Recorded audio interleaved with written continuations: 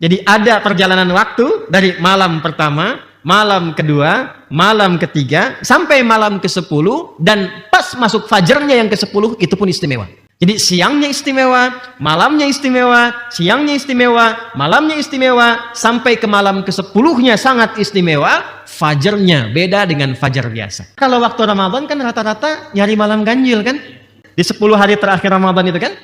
Tapi kalau yang ini, ganjil genap berlaku semua. Jadi tidak hanya malam pertama, ketiga, kelima, tidak. Malam pertamanya istimewa, siang pertamanya istimewa, malam keduanya istimewa, sampai dengan ke-10-nya, plus fajar di waktu hari ke-10-nya. Maka yang dimaksudkan apa? Karena ini bukan Ramadan maksudnya. Itu yang dimaksud adalah di antara tafsirnya 10 hari pertama di bulan Dzulhijjah. Saking pentingnya itu, Allah Subhanahu wa taala sampai memberikan kesan istimewa dan menggunakan wawu qasam di dalamnya untuk memberikan kesan kepada kita, jangan luput itu. Berikan perhatian serius karena hari-hari itu belum tentu ditemukan di hari-hari yang lainnya. Jadi yang haji pun menemukan jati dirinya sampai dia mendapatkan kesempurnaan diri untuk merubah diri, begitu pulang dapat sifat birrun, melekat pada dirinya di mabrur. Ciri orang mabrur itu yang salahnya tanggal, yang solehnya muncul. Bagi yang belum berangkat ke sana, maka amalan 1 sampai 10 Dzulhijjah itu latihan untuk mendapatkan sifat mabrur yang serupa sekalipun belum berangkat ke sana. Makanya puncaknya tuh ini mahabbatullah. Jadi kalau yang di sana nanti mengenal dirinya wukuf, yang di sini puasa. Kan dan puasanya sama namanya. Di sana wukuf di Arafah, di sini puasanya puasa apa? Siyamu yaumi Arafah. Yang di sana melontar tanggal ke-10, di sini menyembelih hewan. Antara melontar dengan menyembelih bacaannya sama. Di sana Allahu Akbar, di sini Bismillah ya Allah. Nah, orang yang sudah menyembelih itu sama. Bacaannya dia menghadap kiblat, bacaan yang sama. Yang puasa tidak menyembelih pun disunahkannya nanti sama. Ya dia sholat, di sholat itu dia berdoa. Jadi puncaknya, goalnya sama semua. Itulah keadilan Allah Subhanahu wa ta'ala. Jelas? Nah, sekarang kalau sudah paham, mari kita masuk ke tahapan-tahapan amalannya.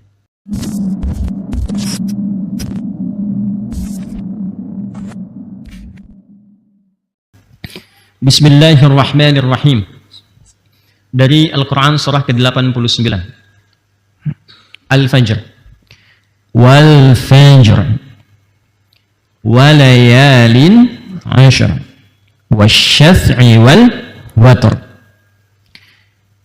Kalau ada ayat di dalam Al-Quran dibuka dengan huruf waw, dibuka dengan huruf waw, lalu kalimat setelahnya ujungnya harakatnya kasrah. Kasrah itu yang i ya di bawah. Maka wawunya berfungsi sebagai sumpah. Di antara maknanya berfungsi sebagai sumpah. Disebut dengan wawul qasam. Ya, wawul qasam. Wawu yang menunjukkan makna sumpah. Sumpah itu tidak hanya dalam bahasa Arab. Dalam bahasa apapun, di kultur apapun, kalau sudah dihadirkan, ini menunjukkan sesuatu yang tidak biasa. Sesuatu yang sangat penting, membutuhkan fokus tinggi, dan meminta kepada objek untuk meyakini tanpa ragu. Karena sumpah itu diantara maknanya menghilangkan keraguan. Malam ini insya Allah ada ta'lim Ustadz Adi Hidayat. Yang benar, sumpah. Ya kan? Jelas ya? Nah, jadi sumpah itu dihadirkan untuk menepis keraguan dan meyakinkan keyakinan secara paripurna. Jelas sampai sini? Sebetulnya Allah itu kalau sudah berfirman tanpa sumpah pun kita harus yakin. Karena kaidahnya ketika Quran diwahyukan itu dzalikal kitabul la raiba fi. Memang nggak boleh ragu. Kalau firman Allah artinya sebetulnya kita tidak memerlukan sumpah. Karena semua yang difirmankan Allah itu pasti benar. Karena itu ketika Allah bersumpah, apa yang ditekankan di sini? Nah, ini yang saya ingin maksudkan. Ketika ada sumpah yang disampaikan oleh Allah, ini menunjukkan ada sesuatu yang istimewa, yang penting, yang membutuhkan perhatian lebih dari kita semua. Bukan sekedar keyakinan, tapi fokus yang tinggi untuk mengkaji firman yang disampaikan itu. Jelas? Belum, kan belum saya terangkan. Ya. Baik, sekarang kita kembali. Kalau sudah paham ini, baru kita kembali ke surah Al-Fajr. Wal Fajr. Aku bersumpah demi Fajar. Awas, fokus ya. Aku bersumpah demi Fajar. Nanti ada yang malam. Wal-laili idza yaghsha. Nanti ada yang duha. Wad-duha. Ya kan? Ada yang subuh ada. Was-subhi idza tanaffas. Di surah At-Takwir kan? Ayat ke-18. Nanti ada beberapa sumpah-sumpah terkait dengan waktu. Ada yang waktu umum. Surah ke-103 itu. Wal asr. Wal asr. Innal insana lafi khusr. Nah, sekarang kita kembali. Wal fajr. Walayalin ashr. Ketika wawu qasamnya disambungkan kepada fajar. Aku bersumpah demi waktu fajar. Fajar apa yang dimaksudkan di situ? Saya ulang ya. Fajar apa yang dimaksudkan di ayat itu? Karena ada juga fajar yang lain yang disebutkan terkait dengan penunaian waktu sholat, dan itu istimewa.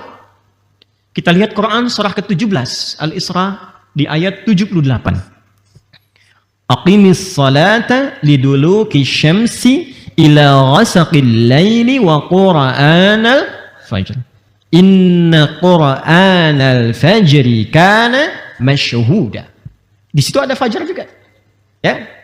Nah, fajar yang dimaksudkan di surah Al-Isra itu fajar yang selalu kita dapati dalam setiap kesempatan subuh. Penanda waktu sholat 2 rakaat itu. Itu yang dimaksudkan. Tapi yang disumpah, yang di surah 89, yang pembukanya itu, maka yang menarik ada komentar ulama di sini. Ketika fajar itu lalu diteruskan dengan walayalin ashr, dan aku bersumpah pula, kata Allah, demi bilangan malam-malam yang 10 itu. Maka ada kemudian malam masuk sampai ke 10 malam plus fajarnya. Fajar yang ke-10 itu.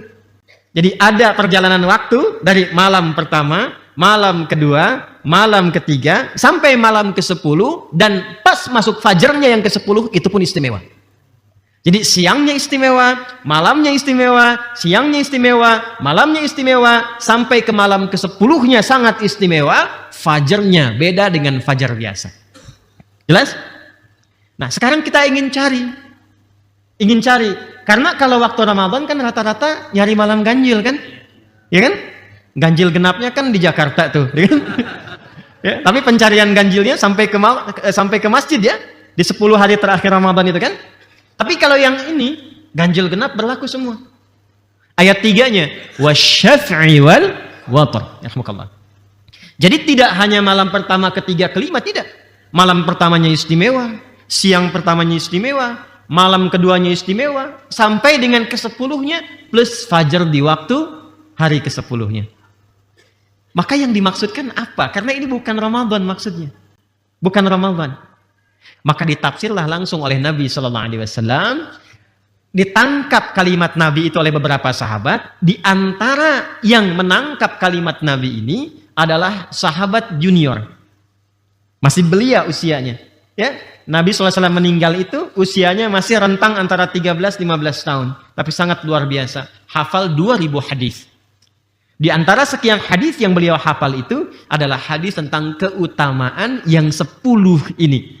Maka disampaikanlah oleh beliau namanya Abdullah, anaknya paman Nabi Abbas radhiyallahu taala anhu, maka dikenal dengan Abdullah Ibnu Abbas radhiyallahu taala anhuma, disingkat dengan Ibnu Abbas. Sejenak ya, ingat ini sejenak. Kalau di hadis itu ada di sanadnya ada ibnu ke atasnya. Ini memberikan inspirasi kepada kita yang pernah saya sampaikan dulu tentang keutamaan orang tua yang memberikan bimbingan positif kepada anak. Saking disanjung dan dihormatinya, nama anaknya disimpan, orang tuanya dilekatkan.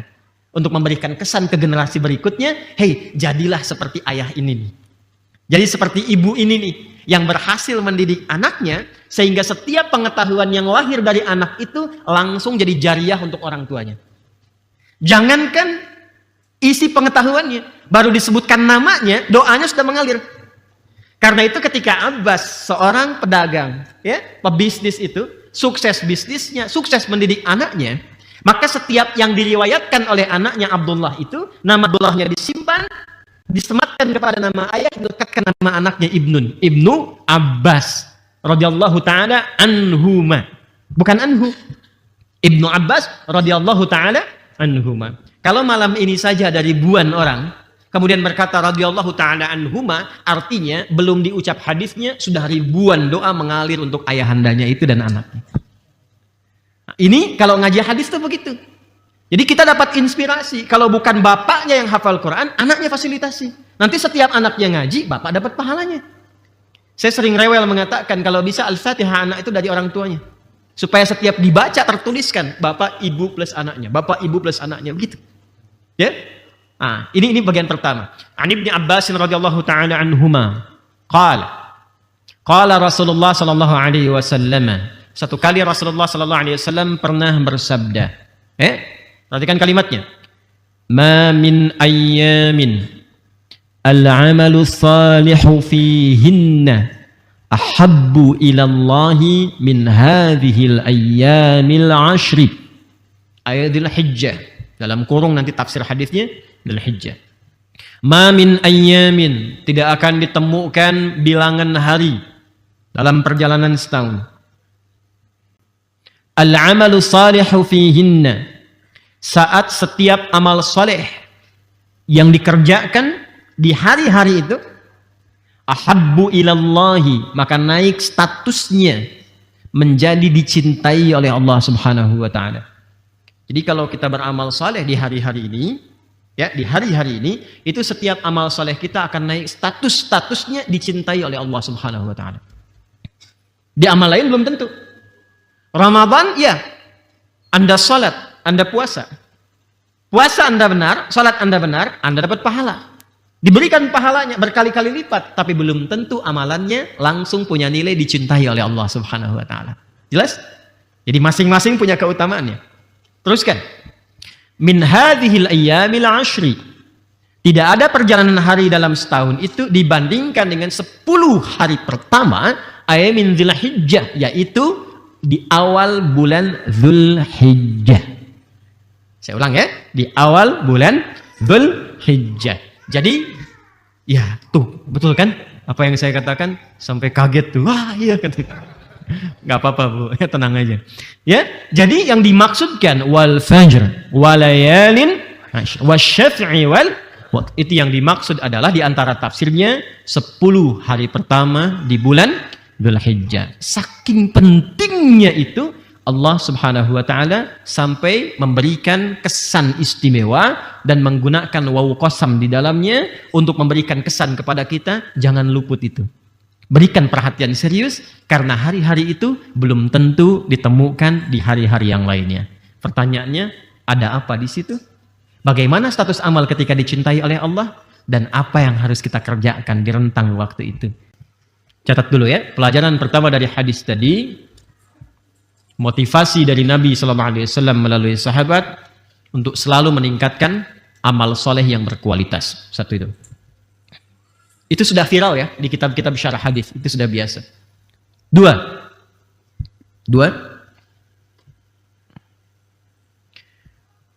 memahami sepenuhnya tentang keistimewaan 10 hari pertama Dzul Hijjah itu, memahami sepenuhnya tentang keistimewaan 10 hari pertama Dzul Hijjah itu yang mampu menghadirkan cinta Allah Subhanahu wa taala. Tahan sebentar. Sekarang kita belajar dulu tentang kaidah cinta Allah. Buka Quran surah ketiga Ali Imran ayat 31. Quran surah ketiga Ali Imran ayat 31. Jadi saya ingin ilustrasikan dulu melalui satu ayat tentang bagaimana kalau Allah sudah mencintai seorang hamba, apa yang didapatkan oleh hamba itu.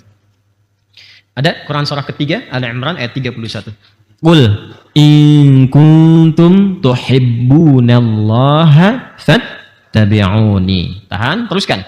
Yuhibbukumullahu wa yaghfir lakum dzunubakum. Ini yang ditandai. Yuhibbukumullahu wa yaghfir lakum dzunubakum. Perhatikan baik-baik. Yuk kita sama-sama belajar tentang kaidah yang ada dalam ayat. Yang ini sudah paham? Saya hapus ya. Bismillah. Yang ini apa? Ulama. Yang ini paham berarti. Hapus ya. Bismillah. Perasaan saya sudah 9 tahun saya mengajar itu ya. Datang sendiri, angkat sendiri, nulis sendiri, ngapus sendiri. Masya Allah luar biasa. Tinggal lihat, catat, simak, pulang masuk surga. Mudah-mudahan Allah ridha ya. Lihat sini. Kita highlight yang ini dulu ya. Yuhibbukumullah. Ya. Yuhibbukumullahu. Ini ya. Lalu persamaannya ini yang mahal tuh ini. Wa yaghfir lakum dzunubakum. Wa yaghfir lakum dzunubakum. Dzunubakum. Ini ya. Fokus baik-baik, perhatikan di sini. Saya agak sedikit lambatkan untuk mudah dipahami. Yuhibbukumullahu. Allah mencintai kalian. Ya kan?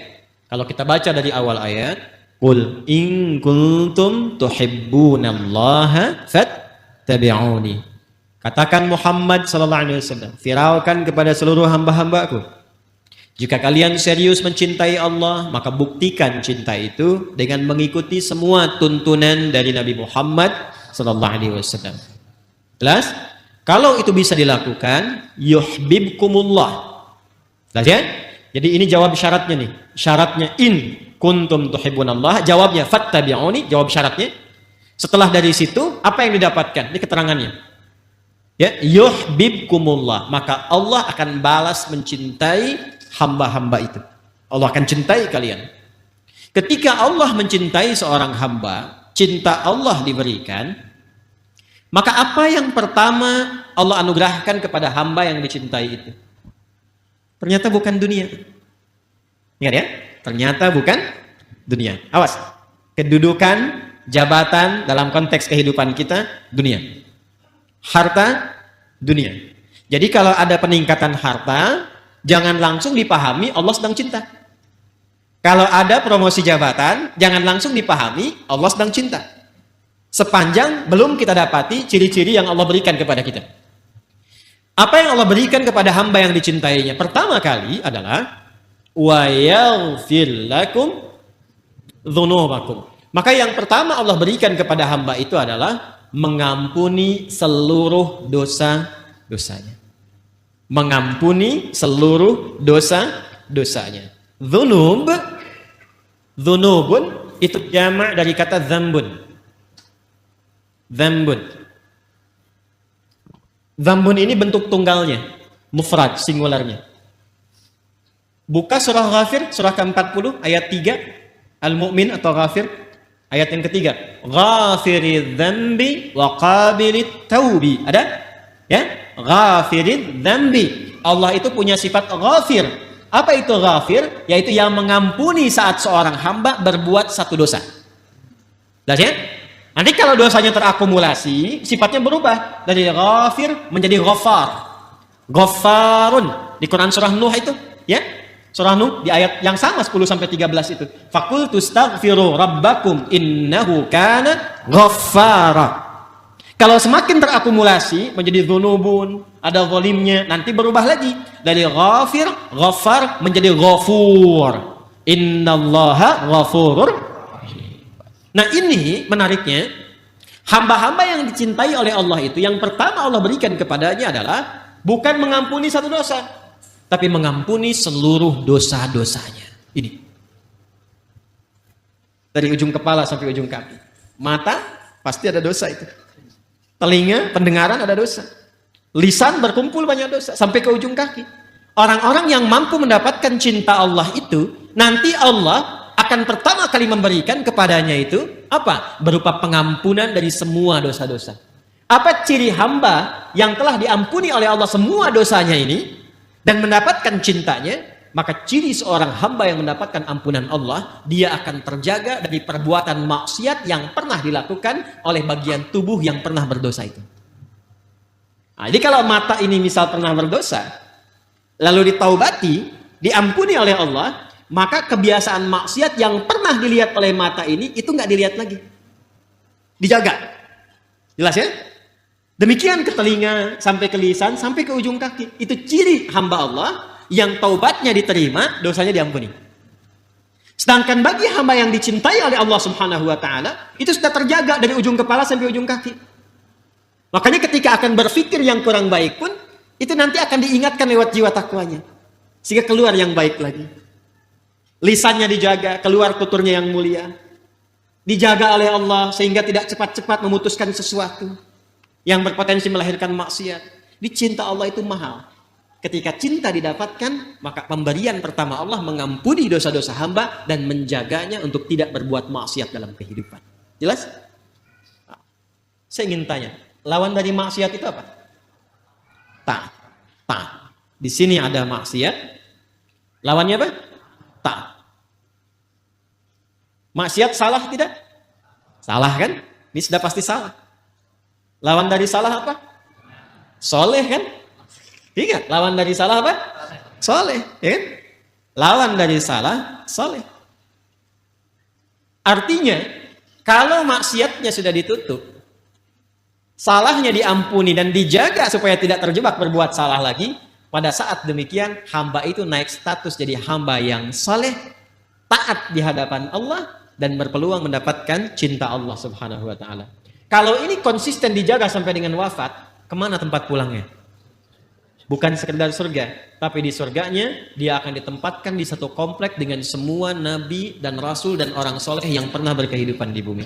Itu ada di Quran surah keempat An-Nisa di ayat 69. Quran surah 4 ayat 69. Perhatikan, ini kan dibuka dengan taat pada Allah dan Rasul kan? Ya kan? Qul in kuntum tuhibbunallah. Allah kan? Ya kan? Fattabi'u. Nih, ke Nabi kan? Perhatikan, ketika berubah jadi orang taat, apa yang terjadi? Wa may yuti'illaha war rasulah.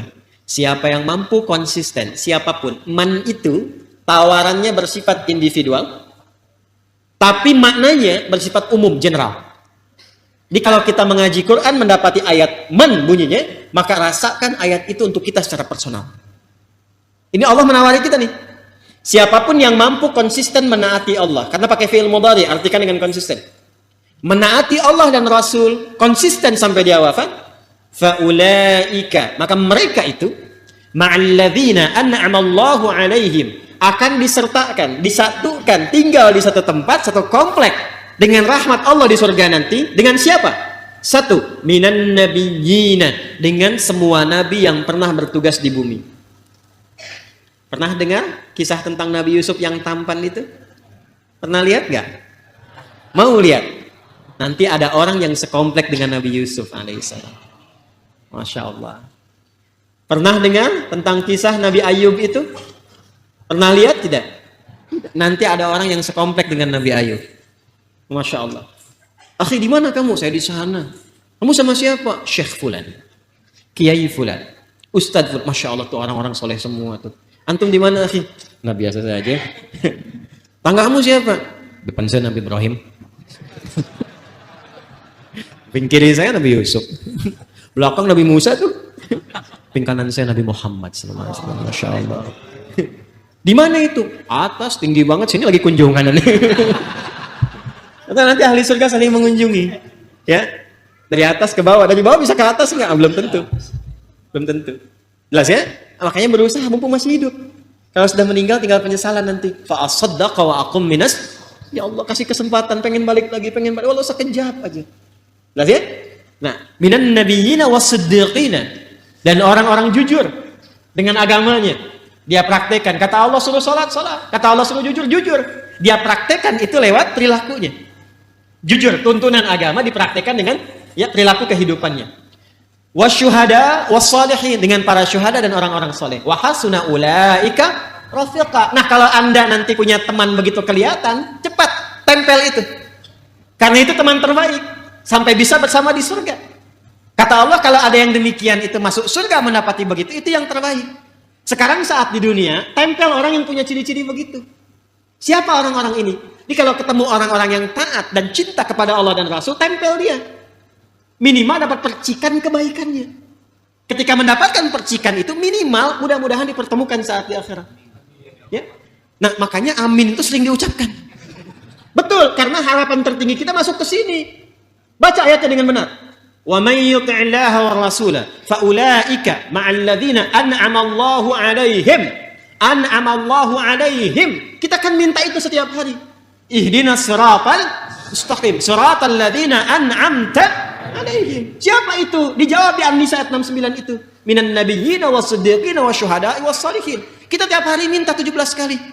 Ihdinas siratal mustaqim, ihdinas siratal mustaqim, siratal ladzina an'amta 'alaihim, siratal ladzina an'amta 'alaihim. Siapa itu? Dijawab oleh Allah, faulaika ma'al ladzina an'ama Allahu 'alaihim. Makanya ketika kita memohon, buktikan kita sungguh-sungguh bermohon. Bagaimana pembuktiannya? Lewat ikhtiar. Anda kalau minta sama Allah, ya Allah, aku mencintainya, pengen menikahinya, tapi nggak pernah Anda ikhtiar, nggak akan jadi.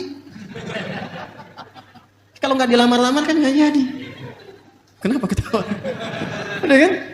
Ya, apalagi amal saleh. Kalau cuma bermohon nggak pernah diwujudkan dalam ikhtiar, nggak akan pernah diraih. Paham ya? Baik. Mencintai itu penting, tapi ikhtiar itu lebih utama. Ya? Catat. Ya. Paham ya? Mencintai Allah itu penting, tapi berikhtiar untuk mendapatkan cinta Allah itu lebih utama. Jelas? Jadi ini yang pertama didapatkan. Orang yang dicintai Allah berpotensi untuk mendapatkan ampunan dari seluruh dosa-dosa yang pernah dilakukan. Oke, catat itu dulu ya. Karena nanti ada stepnya, tahapannya.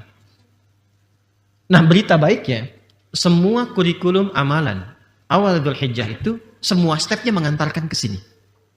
Mengantarkan ke sini. Jadi indahnya ngaji Quran dan hadis itu nyambung semua. Kalau kita dudukan tuh, itu nyambung semua. Nggak ada yang miss di situ. Di step semua amalan yang kita kerjakan itu puncaknya ke sini. Puncaknya ke sini. Yang haji nanti di sana juga ingin mendapatkan ini, makanya pulangnya mabrur kan? Mabrur itu kan dari kata birrun asalnya. Ya kan? Kalau melekat pada pelakunya disebut mabrur. Birrun itu kebaikan yang muncul setelah yang buruknya hilang. Kesolehan yang muncul setelah salahnya hilang. Makanya ketika wukuf di Arafah itu kontemplasi, merenung, berintrospeksi, melihat diri apa yang salah selama ini sehingga jauh dari Allah. Kok bisa sampai dikasih hadiah haji oleh Allah, padahal banyak berbuat maksiat. Itu harus betul-betul merenung, jangan sampai pulang haji nambah maksiat. Ya kan? Itu merenungkan apa yang menyebabkan saya jauh dari Allah. Dilihat satu-satu. Kenapa saya selalu punya problem dengan teman-teman, dengan tetangga, dengan kerabat? Dilihat. Karena itu ketika dia menyadari itu, datang ke Muzdalifah. Ingin melontar itu semua. Bawa bekal dari situ. Lalu ke Aqabah, dilontar. Aqabah itu gambaran diri kita. Sifat-sifat yang telah dikumpulkan di Arafah itu untuk mengenali diri kita sehingga ma'rifah pada diri dan ma'rifatullah, maka dibawa itu semua ke Muzdalifah. Di situ kita zikir. Ya, makanya setelah dari Arafah itu kita masuk kemudian ke Muzdalifah disebut Masy'aril Haram. Fa idza afadtum min Arafatin fadhkurullaha 'indal Masy'aril Haram. Itu kan di Al-Baqarah itu kan? Ya, saat masuk di ayat 198 199 kan itu yang dibaca kan?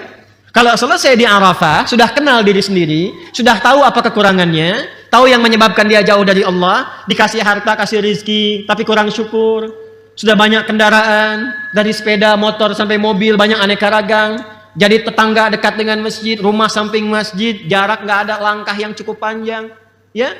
Kemudian menara masjid, ada bagian suara speakernya ngarah juga ke rumahnya, dan belum menyentuh dia untuk berangkat ke masjid. Dipanggil sampai ke Arafah. Ingat itu kenapa saya nggak bisa ke situ. Ya. Usia 40 tahun, 50 tahun, mushaf sudah berbanyak ragam. Bahkan namanya udah banyak, mushaf Aisyah, mushaf Khadijah, mushaf macam-macam, dipajang di rumah, tapi untuk baca nggak mampu. Sementara yang lain yang nggak punya mushaf pun bisa menghafal Quran. Tanyakan pada diri kita, kenapa saya nggak bisa mampu baca itu? Untuk melihat aja nggak mampu, cuman selewat begitu aja. Padahal kalau imannya benar, lihat mushaf itu pengen baca itu. Pengen baca, pengen tahu itu, pengen tahu surat dari Allah itu apa. Yang paling indah tuh gini, baru buka begini kok bisa ayatnya sesuai dengan yang saya butuhkan gitu. Itu yang mahal tuh, itu yang mahal. Itulah hidayah gitu kan. Harus pandai menatap itu. Kalau sudah tahu lempari sifat yang kurang baik. Setelah itu kan kemuna kan. Nah itulah yang 3 hari yang di Al-Baqarah ayat 203 itu. Nanti kita akan masuk ke situ. Jadi yang haji pun menemukan jati dirinya. Sampai dia mendapatkan kesempurnaan diri untuk merubah diri. Begitu pulang, dapat sifat birrun. Melekat pada dirinya di mabrur. Ciri orang mabrur itu yang salahnya tanggal, yang solehnya muncul. Jelas ya? Bagi yang belum berangkat ke sana, maka amalan 1 sampai 10 Dzulhijjah itu latihan. Untuk mendapatkan sifat mabrur yang serupa. Sekalipun belum berangkat ke sana. Makanya puncaknya tuh ini, mahabbatullah. Jadi kalau yang di sana nanti mengenal dirinya wukuf, yang di sini puasa. Kan dan puasanya sama namanya. Di sana wukuf di Arafah, di sini puasanya puasa apa? Siyamu yaumi Arafah. Yang di sana melontar tanggal ke-10, di sini menyembelih hewan. Antara melontar dengan menyembelih bacaannya sama. Di sana Allahu Akbar, di sini Bismillah ya Allah. Yuk, yang pernah haji, waktu lempar jumlah bacaannya apa? Bismillah ya Allahu Akbar, itu kan? Yang di sini menyembelih hewan bacaannya apa? Bismillah ya Allahu Akbar. Setelah melontar menghadap ke kiblat, ke Ka'bah. Apa doa yang dibaca? Inni wajjahtu wajhiya lilladzi fatara as-samawati wal arda hanifan muslima wa ma ana minal inna salati wa nusuki wa mahyaya wa mamati lillahi rabbil alamin la syarika lahu wa bidzalika umirtu wa ana minal muslimin wa ana awwalul muslimin. Itu puncaknya ini. Begitu itu keluar dengan lisan yang bening, datanglah mahabbatullah sampai ke jiwanya. Itu kan ikrar. Ya Allah, mulai hari ini aku pasrahkan diriku sepenuhnya untuk menaatimu. Sungguh ya Allah, selama ini aku ibadah, aku manasik, aku salat, semua aku niatkan karenamu. Kalau aku hidup, aku akan berubah lebih baik. Kalau wafat pun sekarang, aku ikhlas ya Allah sepanjang Engkau ridha denganku. Tapi kalau Engkau beri aku kesempatan sesuai dengan ajal untuk beraktivitas kembali, mulai hari ini aku berjanji akan menjadi muslim yang baik sampai wafatku. Wa ana minal muslimin. Kalau kita baca wa ana awwalul muslimin, tafsirnya untuk kita, bukan ke Nabi Ibrahim. Tafsirnya untuk kita adalah, mulai saat ini aku akan jadi orang yang berubah lebih baik dari sebelumnya. Itu. Nah, orang yang sudah menyembelih, itu sama. Bacaannya dia menghadap kiblat, bacaan yang sama. Yang puasa tidak menyembelih pun, disunahkannya nanti sama. Ya, dia sholat, di sholat itu dia berdoa. Jadi puncaknya, goalnya sama semua. Itulah keadilan Allah Subhanahu wa Ta'ala. Jelas? Nah, sekarang kalau sudah paham, mari kita masuk ke tahapan-tahapan amalannya. Ya. 1. Halo? Kenapa pada sedih begini? Mas kita mau beramal sekarang ya. Sekarang kita masuk amalannya. Sudah paham ya keutamaannya? Paham insya Allah? Paham ya? Baik. Sebelum kita masuk ke amalan, saya tegaskan sekali lagi, keistimewaan 10 awal Dzulhijjah ini menaikkan status amalan menjadi dicintai oleh Allah Subhanahu wa Ta'ala. Jadi setiap kita ngerjakan amalan, kalau benar cara beramalnya, Allah cintai. Allah cintai. Nanti dampak amalan itu merubah perilaku kita. Jelas ya? Yuk kita mulai. Di antara amalan yang dianjurkan untuk dioptimalkan di 10 hari pertama Dzulhijjah itu, rumus nabinya adalah amal saleh. Amal saleh. Karena kalimatnya jelas. Ma min ayyamin al-amalu salihu fihinna. Amal saleh. Sekarang yang penting kita lakukan adalah untuk mendetilkan apa amal soleh yang mungkin kita lakukan itu. Amal soleh itu wujudnya ada 2 secara umum. Ya, amal soleh wujudnya ada 2 secara umum. 1, meningkatkan yang taat. Meningkatkan yang taat. Ma'ruf kalau dalam bahasa Quran. Meningkatkan yang taat dalam kurung ma'ruf. Kurung tutup supaya tidak lepas. Yang kedua, meninggalkan maksiat dalam kurung mungkar. Meningkatkan taat atau ma'ruf, meninggalkan maksiat atau mungkar. Nah, ini amalannya ada 2. Amal soleh itu. Dan ingat baik-baik ya, di antara 2 ini, apapun yang kita kerjakan, baik meningkatkan taat ataupun meninggalkan maksiat, itu nilainya sama. Pahalanya berlipat untuk di hari-hari ini, plus dicintai oleh Allah Subhanahu wa Ta'ala. Jadi kalau ada orang memprovokasi pada keburukan dan Anda tolak itu pahalanya 2 kali lipat dan status Anda dicintai oleh Allah Subhanahu wa Ta'ala. Ada orang yang mengajak menipu, Anda hindari, itu kan nahi mungkar. Pahala itu bukan hanya di amar ma'ruf saja. Nahi mungkar pun ada. Anda tinggalkan perbuatan itu, maka seketika pahala dilipat gandakan, naik status, dicintai oleh Allah Subhanahu wa taala. Nah, sekarang yang akan kita rinci yang amalan taat dulu apa? Satu. Amalan pertama, meningkatkan zikir,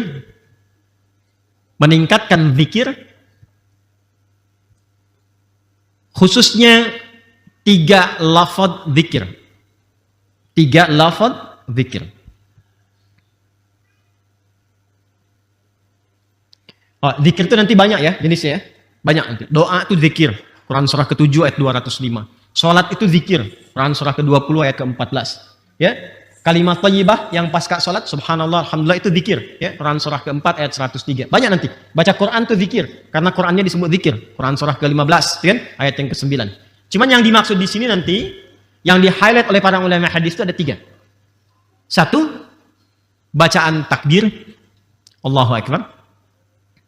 Bacaan takbir Allahu akbar. Ini ringan ya, tapi nanti nilainya tinggi, mahal ini. Saya mohon 10 hari ini aja ya. Sampai nanti tambah 3. Takbir, kedua tahlil la ilaha illallah. Takbir itu Allahu akbar. Kedua tahlil la ilaha illallah. Ketiga tahmid alhamdulillah. Takbir, tahlil dan tahmid.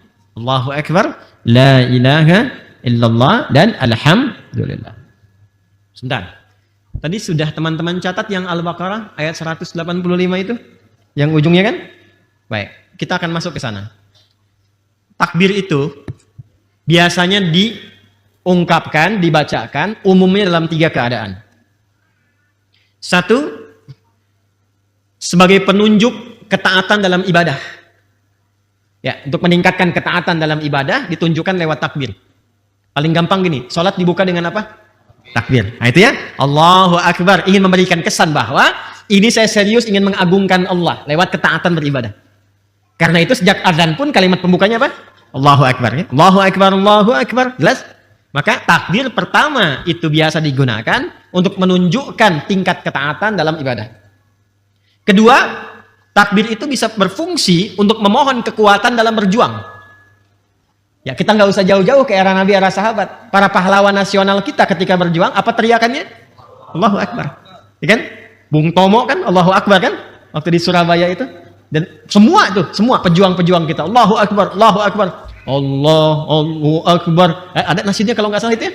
Allahu Akbar, Allahu Akbar. Kalau nggak salah ada nasyid itu. Itu perjuangan, bukan era kemerdekaan kita itu. Jadi, kalau nggak salah ada itu. Kalau nggak salah ada itu nasyid perjuangan kemerdekaan dari para pejuang kita itu. Ya, makanya nanti kalimat Allah melekat di preambul undang-undang 1945 itu, atas berkat rahmat Allah yang Maha Kuasa. Allah yang Maha Kuasa itu Allahu Akbar. Dan dengan didorongkan oleh keinginan luhur. Nah, itu kan keinginan luhurnya belakangan. Jelas ya? Dari sini nanti turun dasar negara yang Pancasila sila pertama, ketuhanan yang Maha Esa. Penjelasnya di pasal 29 ayat kedua. Ayat 1-nya untuk negara, pasal 29 ayat 1, negara berdasar atas ketuhanan yang Maha Esa. Nah, pasal 29 ayat 2-nya, negara menjamin kemerdekaan tiap-tiap duduk untuk memeluk agamanya masing-masing dan beribadah menurut agama dan kepercayaannya itu. Jadi karena spirit kemerdekaan kita itu membawa nilai-nilai spiritualitas, nilai ketuhanan, itu dibawa dalam dasar negara, termasuk di pendidikan. Tuh, adik-adikku yang belajarnya, atau teman-teman yang dosen di kampus, coba buka Undang-Undang Sisdiknas tuh. Ya, nomor 20 tahun 2003. Ya, buka yang poin menimbang itu. Penimbang pasal B yang kedua. Ya, awas tuh. Undang-Undang Dasar 1945 mengamanatkan kepada ya pemerintah untuk mengusahakan satu sistem pendidikan, awas nih lihat ya, yang meningkatkan keimanan dan ketakwaan pada Tuhan yang Maha Esa serta akhlak mulia. Awas tuh ya, serta akhlak mulia. Jadi tujuan pendidikan pun itu meningkatkan keimanan dan ketakwaan. Jadi kalau Anda pintar, orang Indonesia, tapi nggak takwa, kurang nasionalis. Karena undang-undangnya mengamanatkan bukan cuma pintar, tapi beriman dan bertakwa. Ya, jadi yang dipakai di sini tuh bukan kurikulum barat di Indonesia tuh. Ini saya bicara undang-undang ya. Bicara undang-undang nih. Jadi artinya apa? Itu bagi kita orang Islam, ya, itu sudah tafsir tersendiri dari spirit Al-Qur'an yang kita pelajari. Jadi ketika kita belajar, jadi pintar, niatkan ibadah bukan cuma mengamalkan Quran, tapi mengamalkan amanat undang-undang pendidikan kita. Ya, makanya ngaji, baca itu. Ya, jelas ya? Halo? Jelas tidak? Balik lagi ya. Jadi yang pertama, takbir. Satu, untuk menunjukkan ketaatan dalam ibadah. Yang kedua, penanda ya pemohonan kekuatan dalam berjuang. Yang ketiga, takbir bisa digunakan untuk mensyukuri nikmat yang Allah berikan. Tanda syukurnya bisa lewat takbir, bukan hanya hamdalah. Ya, bukan hanya hamdalah, tapi kita ungkapkan lewat takbir untuk menunjukkan keagungan Allah yang menitipkan atau menganugerahkan nikmat itu kepada kita. Biasanya kan gini, kalau sudah kita merasakan sesuatu, pemberian yang tinggi, kita menyanjung orang yang memberikan. Ada orang dikasih hadiah misalnya, Masya Allah Ustadz itu begini, Masya Allah orang itu begini. Kan disanjung kan? Cara menyanjung Allah itu dengan mengagungkannya. Ketika Allah memberikan sesuatu yang tinggi kepada kita, maka kita bertanya bagaimana cara menyanjungmu ya Allah? Maka agungkan ia. Agungkan ia. Karena itu ketika kita akan sujud, pembuka keagungannya lewat takbir. Allahu Akbar. Kemarin puasa Ramadan ya? Dapat nikmat tidak? Lebih tenang tidak? Lebih nyaman tidak? Lebih enak tidak? Itu semua nikmat kan? Kita harus syukuri ya. Bagaimana cara mensyukurinya? Turun ayat. Walitukabbirullaha ala ma hadakum wa la'allakum tashkurun. Al-Baqarah 185. Puncak kasih yang Allah berikan kepada hambanya adalah mencintainya dan menggugurkan semua dosanya. Itulah alasan kenapa kita banyak bertakbir, karena kita sedang diberikan satu anugerah yang besar yang tidak diberikan di hari-hari lainnya. Cinta Allah Subhanahu wa ta'ala. Itu dalilnya kenapa kita memperbanyak takbir. Kapan dimulai takbir? Nah, ini yang harus kita biasakan. Kebanyakan mulainya itu ketika masuk hari ke-10. Ayo, betul kan? Ya kan? Ketika mau sholat mulai kan? Allahu Akbar, Allahu Akbar. Atau minimal pindah maghrib kan? Masuk hari H untuk hari raya, pada maghrib baru takbir kan?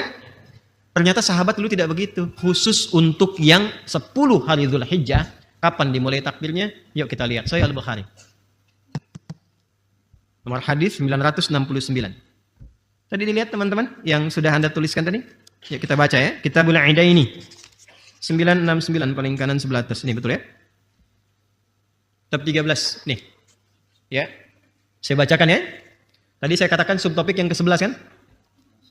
Bismillahirrahmanirrahim.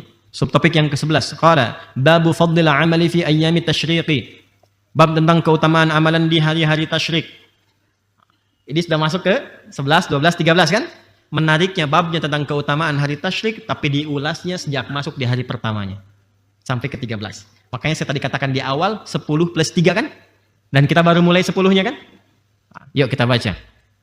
Wa qala Ibnu Abbas, Ibnu Abbas radhiyallahu taala anhuma menyampaikan firman Allah Subhanahu wa taala, a'udzubillahi minasyaitonir rajim terkait hari tasyrik, wadhkurullaha fi ayyamin ma'dudat. Al-Baqarah ayat 203. Ayyamul ashri wal ayyamul ma'dudat ayyamut tasyrik. Ketika disebutkan Ibnu Abbas radhiyallahu taala anhuma mengutip tentang keutamaan hari tasyrik, dalilnya Al-Baqarah ayat 203 seperti tadi saya bacakan, lalu Al-Imam Al-Bukhari merinci di bawahnya. Perhatikan.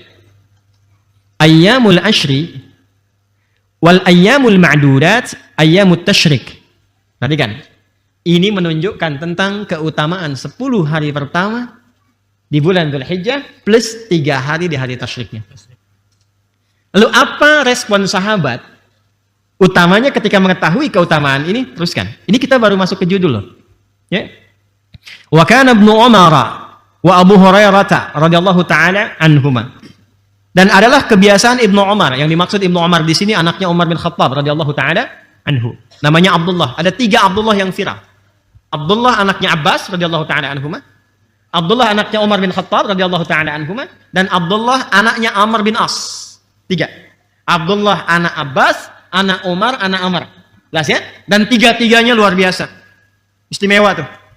3-3-nya istimewa. Nanti lain waktu kalau nyampe disebutkan, kita bahas kemudian sirahnya. Dan adalah kebiasaan Ibnu Umar radhiyallahu taala anhuma dan Abu Hurairah. Abu Hurairah nama aslinya Abdurrahman. Abdurrahman bin Sakhar.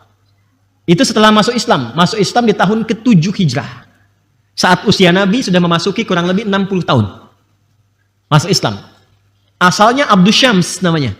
Abdus Syams. Abdus Syams itu hambanya matahari.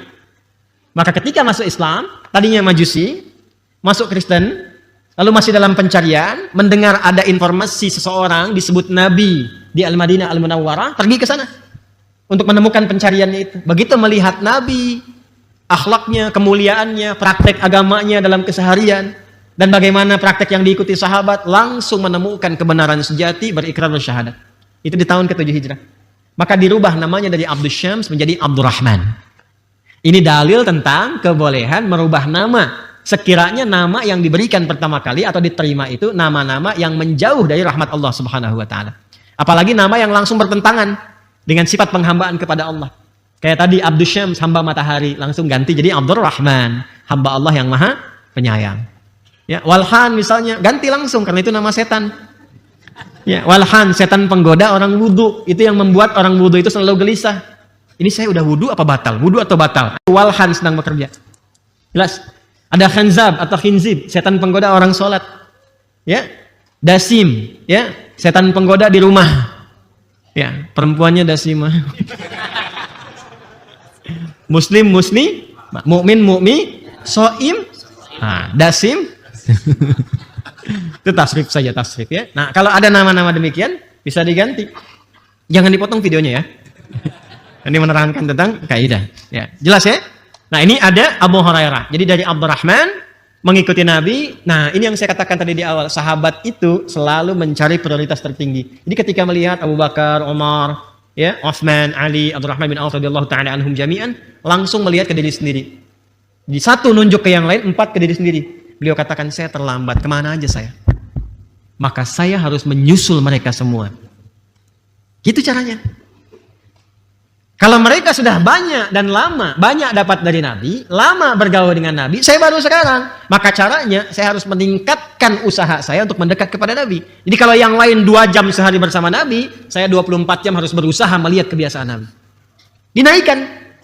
Makanya sering nunggu di depan rumah Nabi, ingin lihat bagaimana jalannya Nabi, sholatnya Nabi, dan sebagainya. Sehingga di sisa hidup Nabi SAW dalam 3 tahun itu kurang lebih bisa mengumpulkan 7.000 hadis. Kayak kalau sudah ada hafal Quran 30 juz, Anda baru juz 30, waktu menghafalnya jangan sama dengan murojaah yang sudah 30 juz. Jadi kalau dia 1 jam, Anda minimal 2 jam. Gitu kan? Kalau ingin ngejar orang pintar, cara belajarnya kan ditambah waktunya kan? Dia belajar 3 jam dalam sehari, Anda 6 jam. Itu yang dipraktikkan Abu Hurairah.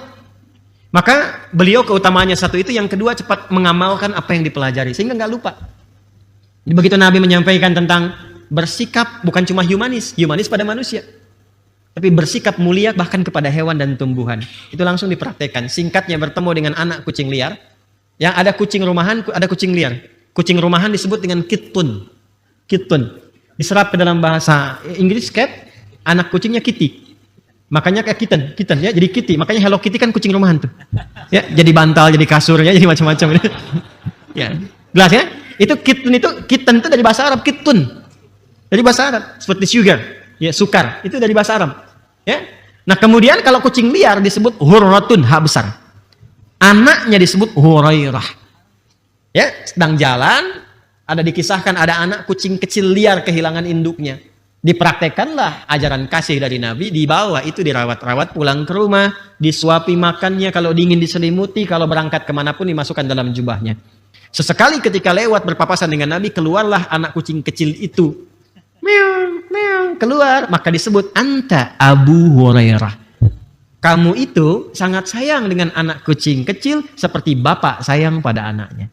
Maka sejak saat itulah viral kunyahnya disebut Abu Hurairah. Paham? Nah, silakan. Abu Pipit belum ada tuh, ya, yang sayang burung pipit. Masya Allah.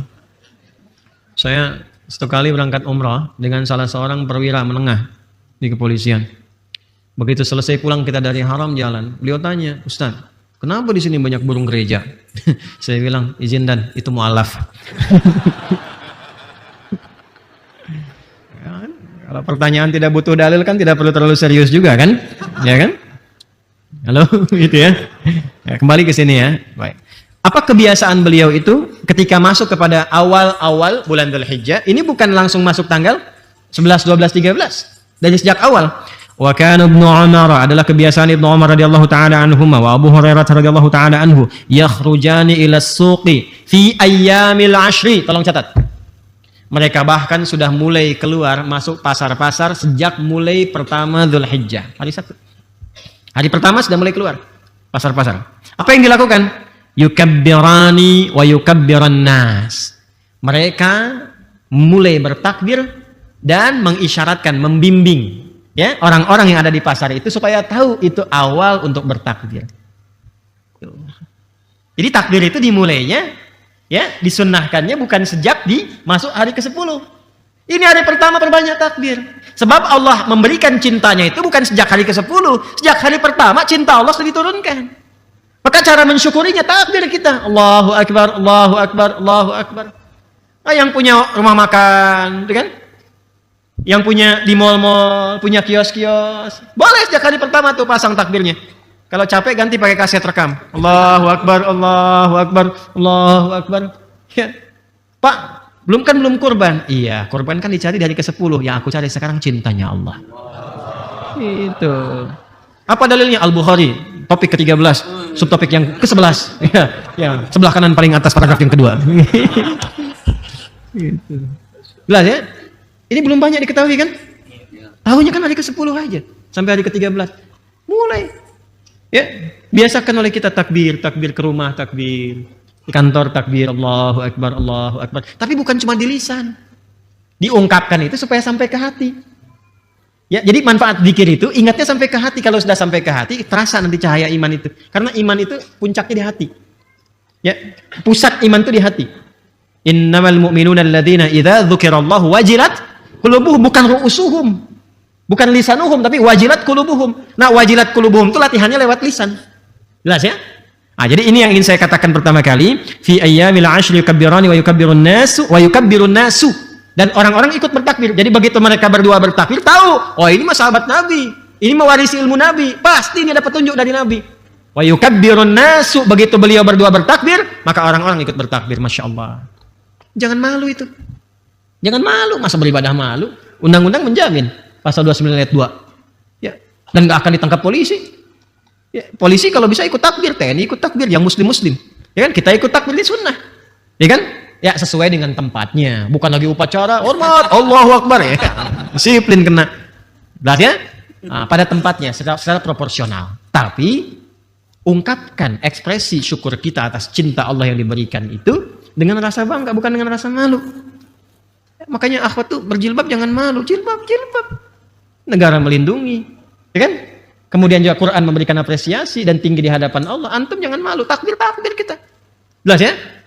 Halo, jelas? Ya. Alhamdulillah. Ya, sejak kita mulai nih. Dan apa yang paling menarik?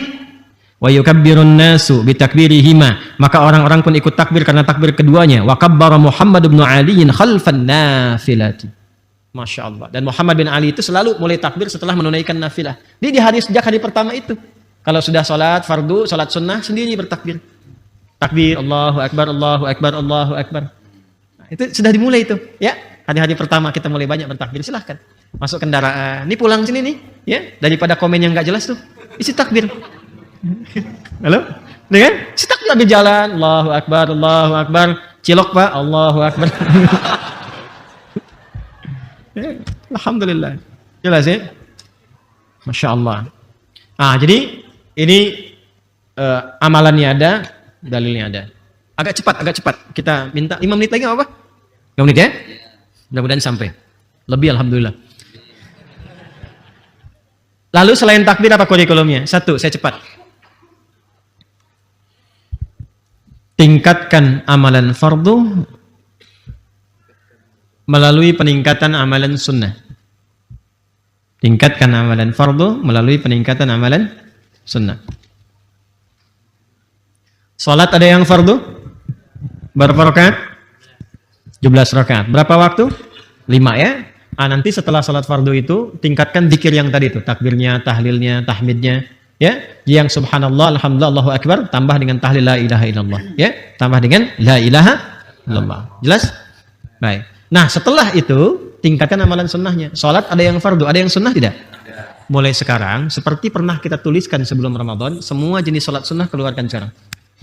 Dawamkan 10 hari pertama ini. Jelas? Malam ada salat apa saja yang sunnah? Subuh, kan? Sampai ke pagi, terus ke siang, sampai ke sore. Mahal, karena salat yang kita tunaikan sekarang ini dicintai oleh Allah Subhanahu wa Ta'ala. Jelas? Baik. Ini maaf ya, butuh ampunan kita nih. Kalau semua orang Islam, khususnya di Indonesia aja, kerjakan dengan benar, jadi orang baik semua. Ya, kalau Anda pejabat jadi pejabat yang baik. Anda pengajar jadi pengajar yang baik. Anda rakyat-rakyat yang baik. Kalau semua orang baik, berkah turun. Ya. Baik, zakat wajib bukan? Wajib. Kalau wajib pasti ada yang sunnah. Apa itu sunnahnya? Infak, sedekah. Maka mulai sekarang coba punya anggaran untuk infak, sedekah. Ya. Jangan diartikan dengan uang saja. Makanan bisa. Ini ada taklim di mana aja, jangan harus taklim di sini. Ya. Taklim di tempat lain misalnya, Anda punya kelebihan, atau datang Anda bawa makanan dari rumah misalnya, bagi dengan yang di sampingnya. Ya, walaupun misalnya cuma air 1 gelas cup itu ya. Atau misalnya Anda kurma beli berapa 10.000 dapat misalnya 20 satu dibungkusin dari rumah, nggak apa-apa. Niatkan ikhlas untuk mengamalkan ini. Barangkali cinta Allah itu turun di salah satunya dari 20 itu.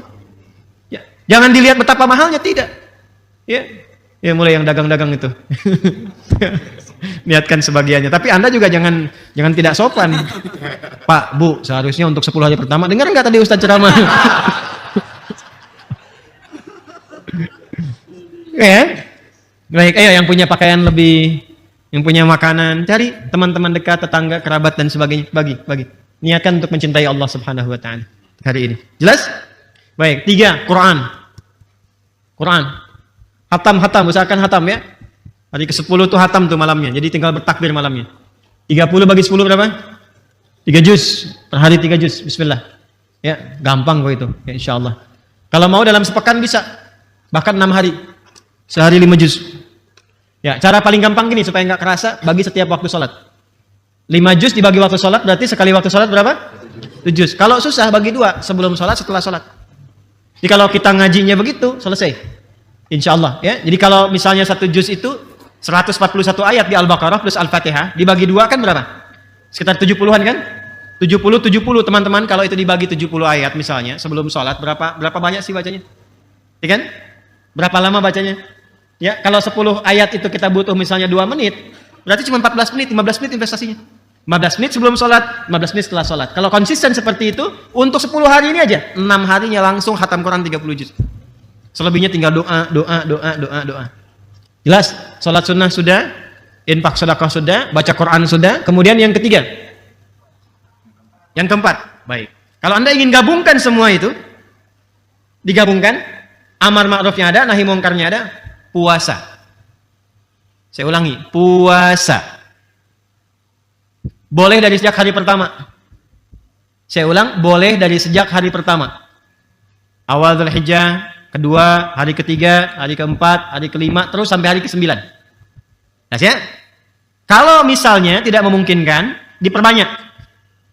Misal hari pertama, kedua, ketiga istirahat, hari keempat puasa, ya kan? Hari kelima istirahat lagi, 6 istirahat, 7 puasa. Jelas? Kalau tidak memungkinkan juga, maka yang hari-hari terakhir, hari 9 Dzulhijjah. Ya, 9 Dzulhijjah dikenal dengan puasa bersamaan dengan hari Arafah. Jelas? Hari ke-9 Dzulhijjah. Kalau ingin pengantarnya dari tarwiyah, dari 8 ya boleh.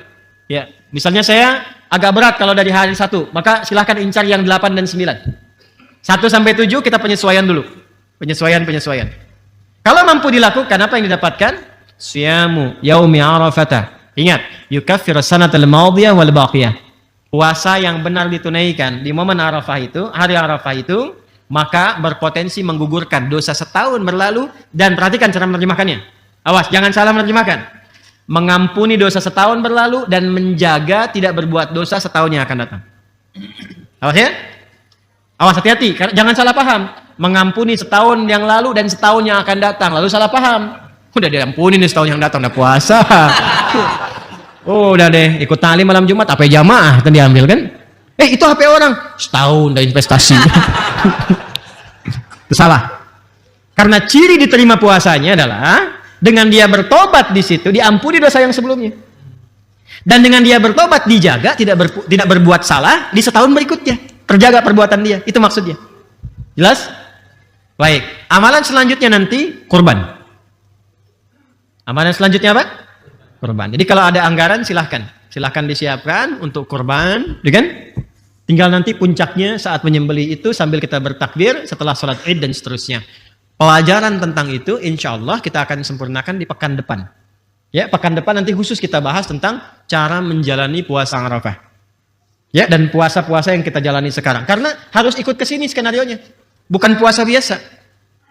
Halo? Ya? Jadi bukan puasa cuma nahan lapar dan haus. Beda, ini beda dengan Ramadan. Beda dengan Senin Kamis. Puasa yang kita lakukan, hasilnya harus ini, mahabbatullah. Sifat birrun itu yang harus diraih. Bagaimana cara menjalaninya? Nanti pekan depan. Pekan depan ya. Insya Allah kita bahas. Insya Allah ya. Plus juga dengan kaidah kurban. Hewannya harus seperti apa, bagaimana hewannya, apakah menyembelih sendiri atau orang lain dan sebagainya, termasuk plus fikih tentang Idul Adha. Ustadz, kapan nanti Ustadz Idul Adhanya? Kalau sekarang ada kemungkinan 2 hari berbeda, kapan Arafahnya? Pekan depan kita bahas. Sabar, pekan depan kita uraikan kembali ya. Assalamualaikum warahmatullahi wabarakatuh. Alhamdulillahi Rabbil Alamin. Segala puji bagi Allah Subhanahu wa Ta'ala yang telah memberikan kita nikmat iman, nikmat Islam, dan juga kesempatan untuk bersama-sama menyimak kajian yang sangat luar biasa ini. Shalawat serta salam semoga selalu tercurah kepada junjungan kita, Nabi Muhammad Shallallahu Alaihi Wasallam, kepada keluarga beliau, sahabat beliau, dan seluruh umatnya hingga akhir zaman. Jamaah sekalian yang dirahmati Allah. Dari kajian yang telah disampaikan oleh Ustadz Adi Hidayat tadi, kita bisa memahami betapa luar biasanya keutamaan 10 hari pertama di bulan Zulhijjah. Hari-hari tersebut bukanlah hari biasa, melainkan hari-hari yang sangat dicintai oleh Allah Subhanahu wa Ta'ala. Bahkan Allah sendiri bersumpah dalam Al-Quran demi waktu-waktu istimewa tersebut sebagai tanda bahwa ada kemuliaan besar di dalamnya. Kita belajar bahwa setiap amal saleh yang dilakukan pada 10 hari pertama bulan Zulhijjah memiliki kedudukan yang sangat tinggi di sisi Allah. Mulai dari memperbanyak zikir, takbir, tahlil, tahmid, membaca Al-Quran, memperbanyak sholat sunnah, bersedekah, berpuasa, hingga berkurban, semuanya menjadi jalan untuk meraih cinta Allah Subhanahu wa Ta'ala. Dan yang paling penting dari semua amalan itu, bukan hanya sekadar pahala, tetapi bagaimana hari-hari mulia ini mampu mengubah diri kita menjadi pribadi yang lebih baik, menjadi hamba yang lebih taat, lebih dekat kepada Allah, lebih menjaga lisan, menjaga hati, dan meninggalkan maksiat. Kajian ini juga mengingatkan kita bahwa orang yang mendapatkan cinta Allah akan dijaga hidupnya, diampuni dosa-dosanya, dan diarahkan menuju kebaikan. Maka inilah kesempatan besar bagi kita semua untuk memperbaiki diri sebelum terlambat. Jamaah sekalian yang dirahmati Allah, semoga ilmu yang telah kita dengarkan pada video ini menjadi ilmu yang bermanfaat, menjadi pengingat bagi hati kita, dan menjadi jalan hidayah untuk semakin dekat kepada Allah Subhanahu wa Ta'ala. Dan jangan lupa, mari kita doakan bersama untuk guru kita, Ustadz Adi Hidayat. Semoga Allah Subhanahu wa Ta'ala selalu menjaga beliau, memberikan kesehatan, keberkahan umur, dan membalas seluruh dakwah beliau dengan pahala yang berlipat ganda. Amin ya Rabbal Alamin. Silakan tuliskan doa terbaik kalian untuk beliau di kolom komentar ya. Kalau kalian merasa video ini bermanfaat, jangan lupa untuk bantu channel ini dengan cara tekan tombol like. Bagikan video ini kepada keluarga, sahabat, dan teman-teman kalian, agar semakin banyak yang mendapatkan manfaatnya, serta subscribe dan aktifkan lonceng notifikasinya, supaya tidak ketinggalan kajian-kajian Islam penuh ilmu dan hikmah berikutnya. Terima kasih sudah menonton sampai akhir. Wassalamualaikum warahmatullahi wabarakatuh.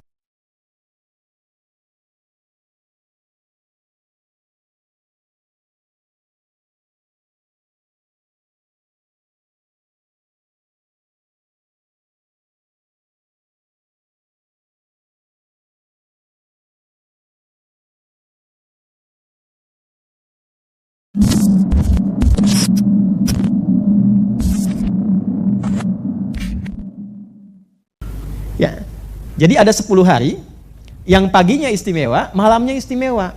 Apa keistimewaan yang ada di situ sampai genap ganjilnya semua istimewa? Ganjil genapnya istimewa.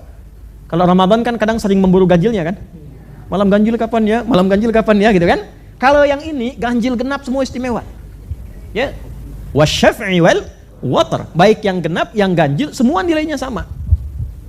Maka apa yang dimaksudkan di sini? Kemudian turunlah keterangan yang disampaikan dari Nabi SAW untuk mempercepat perawi hadisnya sahabat mulia Abdullah bin Abbas, dikenal dengan Ibnu Abbas radhiyallahu taala anhuma. Dari Nabi SAW beliau bersabda, perhatikan kalimatnya. Ma min ayyamin al-amalu salihu fihinna ahabbu ilallahi, yani hadhil ayyamul ashr. Tidak akan ditemukan perjalanan hari dalam setahun saat amal soleh dikerjakan di hari-hari yang istimewa ini, maka naik statusnya menjadi amal yang sangat dicintai oleh Allah, sangat dicintai, yaitu 10 hari pertama di bulan Dzulhijjah. Nah, tadi kalau Al-Quran menyampaikan tadi wal fajar, dari mulai fajarnya di sudut akhir, walayalin Ashar, ya, maka berjalan dari awalnya sampai ke 10 itu siang dan malamnya istimewa. Wasyaf'i wal watar, ganjil genapnya istimewa, ganjilnya istimewa. Apa yang istimewa di situ? Ditafsir oleh Nabi tadi, dikatakan bahwa semua amal soleh yang dikerjakan di hari-hari itu, siang malamnya, apapun itu, sholat malam, istighfar menjelang subuh, paginya kemudian tilawah, ada yang sedekah, naik status gak ada ukuran.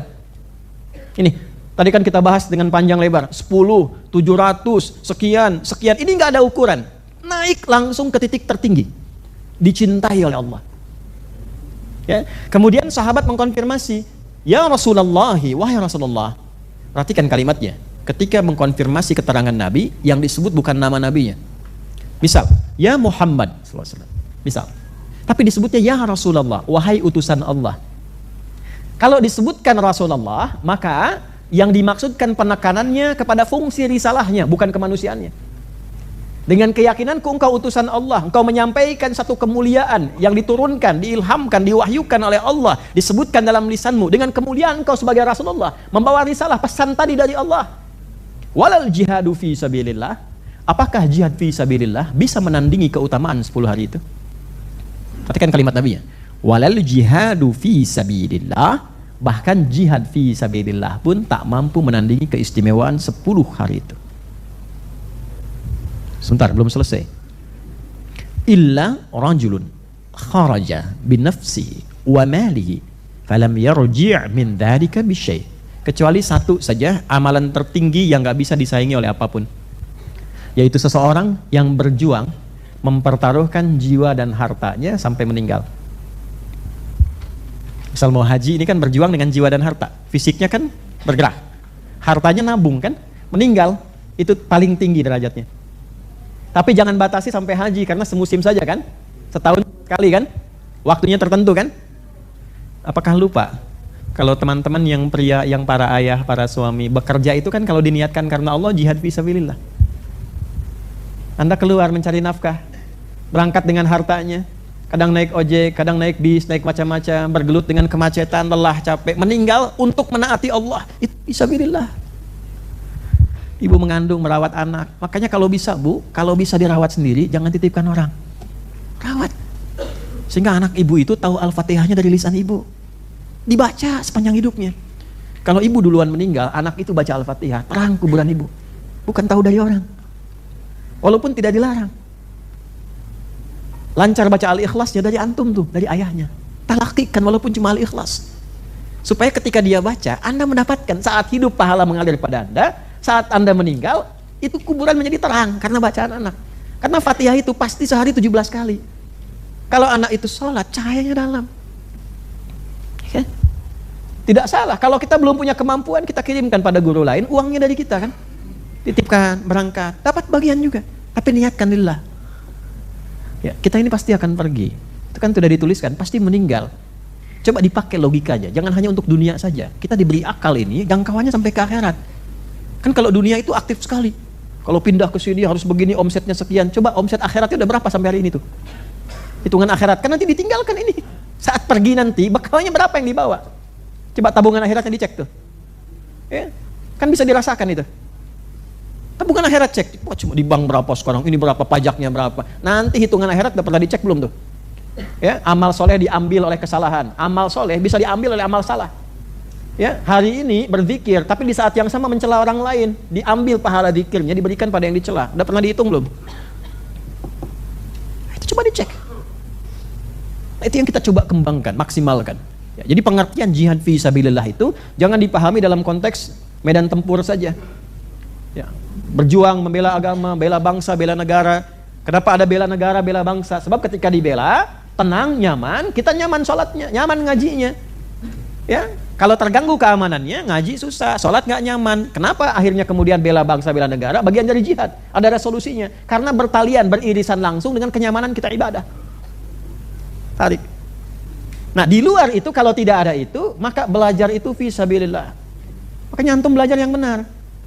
Ya, niatkan supaya mengalirkan pahala untuk orang tua. Saya menghafal Quran itu supaya ayah saya dapat ketenangan, ibu saya dapat kenyamanan. Niatkan begitu.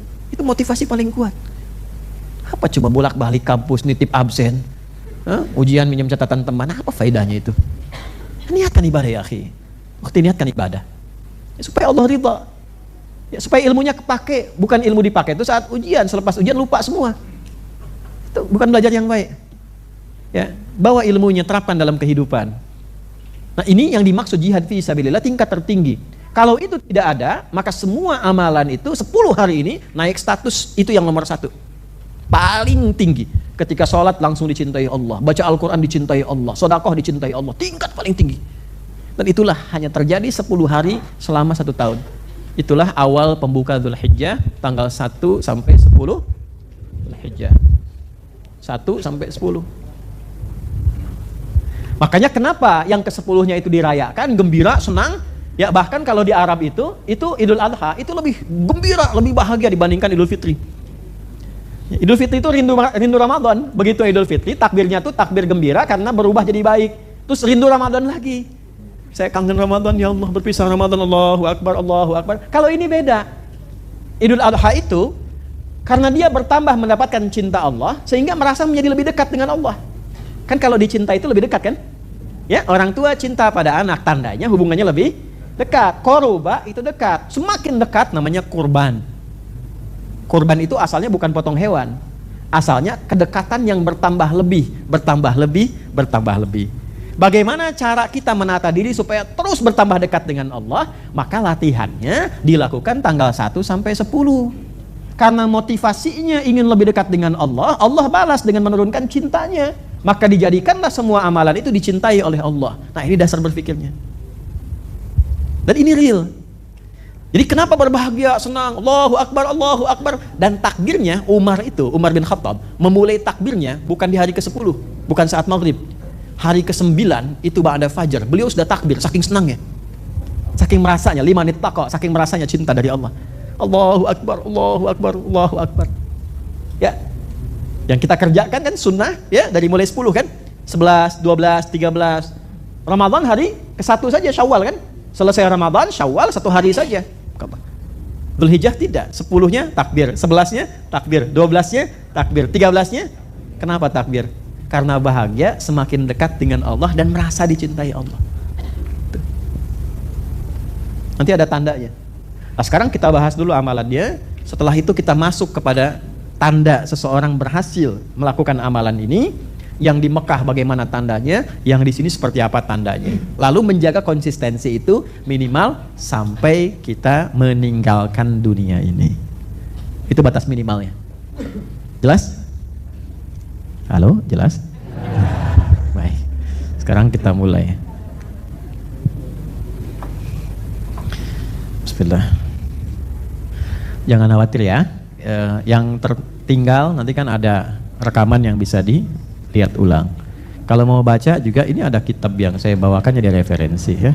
Ini masih murni, Sahih Muslim masih pakai bahasa Arab, nggak ada terjemahannya. Oleh karena itu supaya tidak yuk kita baca dan kita terjemahkan ya. Yuk kita mulai. Bismillah. Nomor 1977. Kadang-kadang kalau kita pakai hafalan. Nah, seringkali ada yang bertanya kitabnya. Jadi untuk menguatkan kita bawa kitab. Baik, sebelumnya nanti kita akan coba berikan satu gambaran dulu Bapak Ibu sekalian untuk rumus bagaimana mengumpulkan amalan yang dicintai oleh Allah Subhanahu wa taala. Ya. Karena tidak disebutkan amal bagaimana oleh Nabi, maka semua jenis amal soleh. Jelas? Baik, jenis amal soleh ini ada 3 jenis ya. Secara umum ya. 1, amalan fisik yang tidak membutuhkan harta secara langsung. Misal, sholat tidak membutuhkan harta secara langsung. Ya, di luar pakaian yang dikenakan ya, untuk melengkapi syarat sahnya sholat. Ada yang ke masjid mau sholat bayar? Tidak kan? Baik, artinya ini amalan fisik. Zikir, subhanallah, alhamdulillah, Allahu akbar, amalan fisik. Baca Al-Quran, amalan fisik. Itu 1. 2, amalan harta. Harta. Jenisnya ada yang wajib, ada yang sunnah. Yang wajib contoh zakat. Jelas ya? Kemudian ada infak yang sifatnya wajib, suami kepada istri. Ya? Kewajibannya nanti diikat dengan ikhtiar, dengan usaha. Ada yang sunnah. Ya, sunnah itu nanti ada yang sifatnya sangat ditekankan. Misalnya infak, ya. Infak itu ada yang ditekankan, ada yang umum itu yang di Al-Baqarah 261, ada yang ditekankan, misalnya infak kepada orang tua 5 golongan di Al-Baqarah 215 yang tadi sempat saya bacakan. Surah 2 ayat 215. Orang tua, kerabat terdekat, anak yatim, orang-orang miskin yang punya pekerjaan tapi tidak memenuhi kebutuhan pokok hidupnya. Lalu orang yang kesulitan di perjalanan, Ibnu Sabil. 5 ini.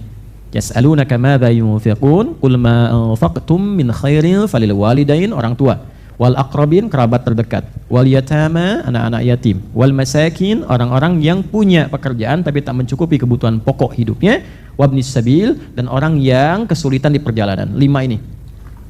Jelas?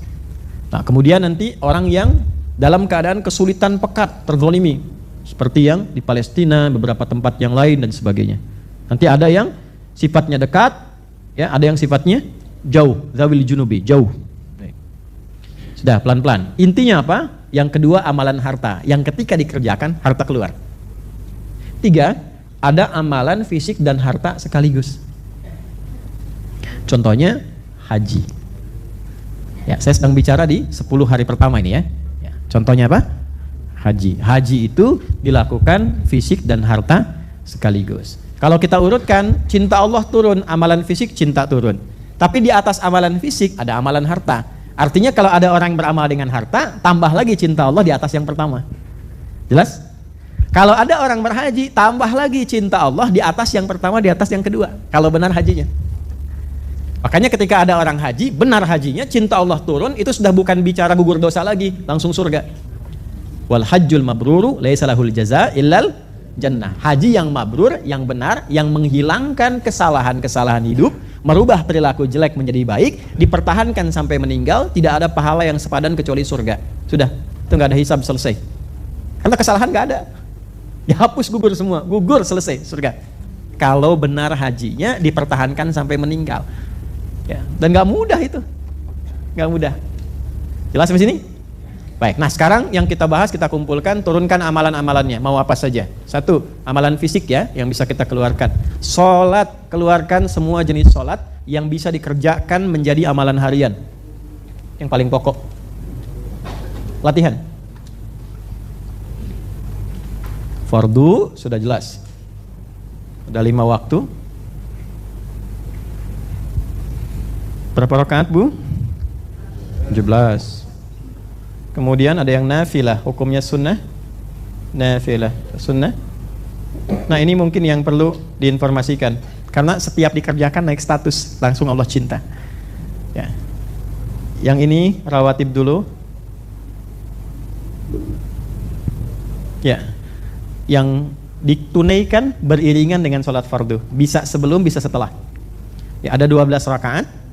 Kalau dari 2-nya nggak bisa dikerjakan jadi 10. Hadis Ibnu Umar. Ya, 12 rakaat. Sudah? Man shalla isnatai asyrata raka'atan di At-Tirmidzi, siapa yang menunaikan salat 12 rakaat selama hidupnya, fi yaumin wa lailatin, ditunaikan siang sampai ke malam. Jadi 12 ini dari mulai siang ke malam. Kalau siang ke malam berarti subuh sampai dengan ke isya. Beriringan. Sudah? Bunyalahu bihinna baitun fil jannah. Kalau konsisten sampai meninggal dia dengan amalan itu otomatis nanti dibangunkan langsung, diperintahkan oleh Allah bangunkan satu istana baginya di pinggiran surga. Ya, di tepian surga, di dalam surga. Jelas? Ya, tapi harus 12. Kalau 5, 6, oh berarti atapnya bocor. Canda aja ya. Arba'an qabla dhuhri, 4 sebelum zuhur. 4, teknisnya bisa 2 atau bisa langsung 4. Jelas? Ya, bisa 2 rakaat, salam, 2 rakaat lagi, atau 4 sekaligus dengan tahiyat di yang keduanya. Karena setiap salat yang lebih dari 2 rakaat, selain witir itu ada tahiyat untuk membedakan dari standar rakaat. Kemudian raka'ataini ba'daha, 2 rakaat setelah zuhur. Jadi zuhur itu punya 6, sebelumnya 4, sebelum zuhur, setelahnya berapa? 2. Raka'ataini ba'dal maghrib, 2 rakaat setelah maghrib. Raka'ataini ba'dal isya, 2 rakaat setelah isya. Raka'ataini qablal fajri, 2 rakaat sebelum subuh. 4 tambah 2, 6, tambah 2, 8, tambah 2, 10, tambah 2, 12. Kalau waktunya tidak memungkinkan sebelum zuhur 4 karena kondisi pekerjaan terbatas dan sebagainya, maka hadis dari Ibnu Umar boleh menoleransi dengan 2 di sini. Makanya kenapa bisa dikerjakan 2 rakaat? Kalau nggak sempat keempatnya, baru 2 itu sudah dihitung. Walaupun ditunaikannya berapa? 10. Hadisnya hafidtu asra raka'atin min Rasulillah sallallahu alaihi wasallam. Saya hafal 10 rakaat rawatib yang diajarkan Rasulullah sallallahu alaihi wasallam. Beliau menyebutkan yang sebelum zuhurnya 2 rakaat, selanjutnya sama semua. Yang menarik begini, semua sahabat yang mendengar hadis ini, komennya semua sama. Setelah kami mendengar hadis ini, kami jaga amalan ini sampai akhir hidup kami. Bisa kebayang ya? Nah ini misalnya rawatib. Ada lagi yang mutlak. Ya, tidak terikat dengan waktu, bisa dekat dengan sholat fardu, bisa jauh waktunya dengan sholat fardu. Misal yang dekat. Sebelum asar ada sholat sunnah nggak? Jangan salah. Jangan ngarang. Ada hadisnya dulu. Nah, di hadis Muslim dari Ibnu Umar, kalau rawatib tidak ada. Tapi yang mutlaknya ada. 4 rakaat jumlahnya sebelum asar. Tafsirannya banyak. Ada yang nggak kekejar sebelum zuhur, 4-nya diganti di situ. Ada tafsiran. Tapi terlepas dari tafsiran, hadisnya umum. Rahimallahu mar'an shalla qabla al-asri arba'an. Ya, rawahu Ibnu Umar, dari Abdullah bin Umar, dari Nabi sallallahu alaihi wasallam. Ya, ada yang di hadis Muslim. Apa kata Nabi? Allah akan menambah rahmatnya, akan menambah kasih sayangnya kepada hambanya yang terbiasa menunaikan 4 rakaat sebelum sholat asar. Ada 4 rakaat sebelum asar.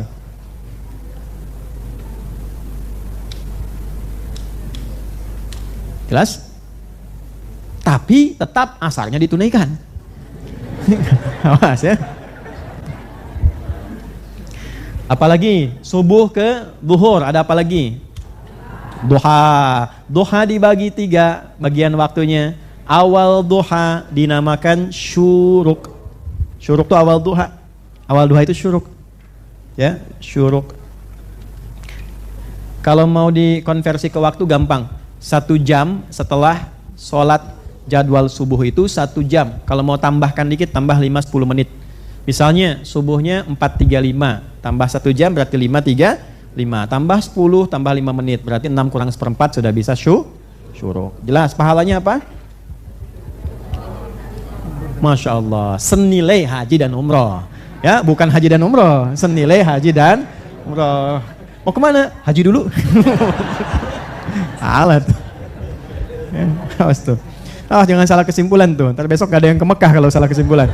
Ya, senilai haji dan umrah. Senilai itu apa? Nilai haji itu membuat pribadi kita lebih baik. Haji mabrur dari kata birrun. Birrun itu tingkat kebaikan nomor 6. 1 thayyib, 2 khair, 3 ma'ruf, 4 ihsan, 5 sholih, 6 khair. Paham? Ya, ulangi. 1 thayyib, 2 khair, 3 ma'ruf, 4 ihsan, 5 salih, 6 birrun. Birrun itu artinya kebaikan yang didapatkan setelah buruknya hilang. Kesolehan yang didapatkan setelah salahnya hilang. Misal, lisan berkata baik, tapi kebaikannya didapatkan setelah merenungi, mengevaluasi yang salah di lisan. Saya berjanji tidak akan berkata yang tidak baik lagi. Maka dibuanglah yang tidak baik, muncul baiknya. Kebaikan yang muncul setelah buruknya hilang itu birrun namanya. Jelas? Dulu tangan saya nggak baik, saya pengen perbaiki jadi baik. Sehingga tangan berubah jadi baik, itu birrun. Kalau birrun melekat kepada anggota tubuh kita dan digunakan merubah kita menjadi pribadi yang lebih baik, namanya mabrur. Kenapa ada haji mabrur? Karena tingkat keberhasilan orang haji itu bukan diukur dari tempat tinggalnya di mana, pelayanannya seperti apa, tidak. Bagaimana ritual haji yang ia tunaikan merubah ia menjadi pribadi yang lebih baik dari ujung kepala sampai ujung kaki. Maka itulah yang dilekatkan nama haji pada dirinya untuk menjaga itu, bukan memberikan gelar. Karena ibadah hakikatnya nggak ada gelarnya. Kan sering saya katakan, kalaulah ibadah ada gelarnya, umat Islam tentu akan paling banyak gelarnya. Bapak Billy SHI, sholat haji infak.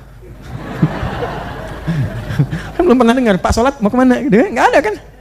Ibu infakoh. Nggak ada kan ya? Kenapa haji disebutkan ya haj, ya haj, ya haja? Untuk menjaga sifat baiknya, bukan memberikan gelarnya. Karena ada orang sedang haji, sedang terpisah, kendaraan tertinggal, mulai keluar kata-kata yang kurang baik tuh. Mana sebenarnya mobilnya? Kemana tendanya? Ya haj. Bapak sedang haji, sedang dilatih. Ya, nggak apa-apa, komplain itu tidak dilarang, tapi keluarkan kata-kata yang baik sehingga tidak menggugurkan ritual kebaikan yang sedang dikerjakan. Ya, dan jangan berlindung di balik kata-kata travel. Bersabar, ini ujian buat Bapak. Bukan yang diuji itu Anda travel. Kenapa nggak jalan? Anda yang diuji, bukan saya. Kalau saya diuji untuk mengikuti ini, tapi ujian Anda menyelesaikan masalah ini. Nah, jadi itu. Tapi cara kita berkomunikasi yang baik ya haji. Setelah haji pengen cepat pulang. Koper mulai disusun, mulai keluar kata-kata, ini saya capek. Imigrasi Saudi mengatakan, ya haja. Ya, bukan maksudnya Bu Haji, Bu, Ibu baru haji. Sudah merubah Ibu jadi lebih baik. Jangan ditukarkan kebaikan itu dengan ngomel-ngomel. Nanti surganya turun dikit gitu.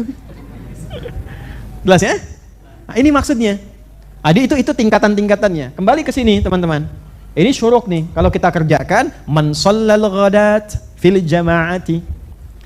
Thumma yaq'udu yadhkurullah. Semakin tinggi pahalanya, semakin ada tantangan ibadahnya. Siapa yang sholat subuh berjamaah, ada yang menafsirkan di masjid untuk mengikat laki-laki. Ya, ada yang menafsirkan berjamaah bagi perempuan yang tidak ke masjid. Jelas? Thumma yaq'udu yadhkurullah. Kemudian setelah itu nggak langsung pulang, dia duduk berzikir kepada Allah. Bisa baca Quran, ikut ngaji ta'lim, kalimat thayyibah, sampai tiba awal duha. Dulu jaraknya itu 1 tombak syuruk. Sekarang kita nggak mungkin keluar dulu ngukur tombak kan? Nah, sudah ada jam.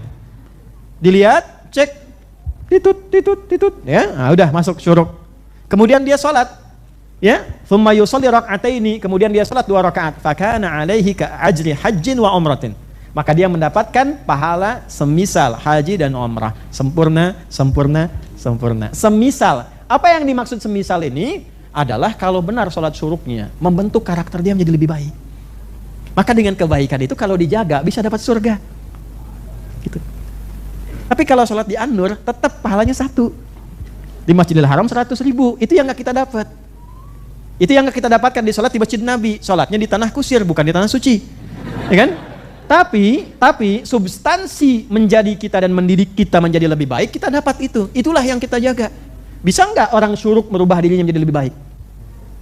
Itu maksudnya. Jadi bukan berlomba-lomba syuruk jadi adu dalil. Berlomba-lomba syuruk hanya untuk mengejar perlombaan duniawi, tidak. Syuruk yang benar itu merubah pribadi kita menjadi lebih baik. Semangat beraktivitas, semangat kerja, menghilangkan kefakiran, itu kan faedahnya umrah. Makanya kenapa para sahabat banyak berangkat kerja setelah syuruk? Karena motivasi syuruknya dibawa untuk membimbing pekerjaannya. Diberangkat dari masjid, pulang dari masjid. Makanya nyampe rumah aura masjid, bukan aura kantor, bukan aura dagang. Aura kantor capek Pak, pulang dari kantor macet, ya kan? Lampu merahnya kadang lebih lama daripada hijaunya. Ya, jalan disalip, kan? Bagian kita diambil orang. Nyampe rumah tuh itu yang dibawa ke rumah. Tapi kalau mampir ke masjid dulu, di dekat rumah kita tinggal. Atau di jalan mampir lu ke masjid, sholat 2 rakaat. Terus berdoa, ya Allah, aku telah berikhtiar mengerjakan apa yang telah Engkau perintahkan, dan aku saat ini memohon kepadamu apa yang telah Engkau janjikan. Jika dengan semua ikhtiarku menaatimu belum mampu menurunkan rezeki sesuai dengan ridhamu, maka tolong bimbing hamba ya Allah, dengan cara apa lagi hamba berikhtiar menjemput rezeki darimu. Biasakan itu, minta dalam sujud, hati enak. Jadi pulang ke rumah tuh ketemu anak, ketemu istri itu enak. Auranya masjid yang dibawa. Ya, dan anak pun menerimanya juga enak, sambutnya enak. Ayah, papa, dan macam-macam yang lainnya. Ketemunya enak. Dan nanti ada kesabaran di rumah, ketenangan. Dan demi Allah saya katakan, kalau kalimat itu baik dilakukan, dikerjakan, nggak ada rezeki yang tertunda. Nggak ada rezeki yang tertunda. Dan oleh Allah dicukupkan kebutuhan rumah tangganya. Cukup itu paling enak. Di mana-mana, bukan lebih. Yang enak itu pas.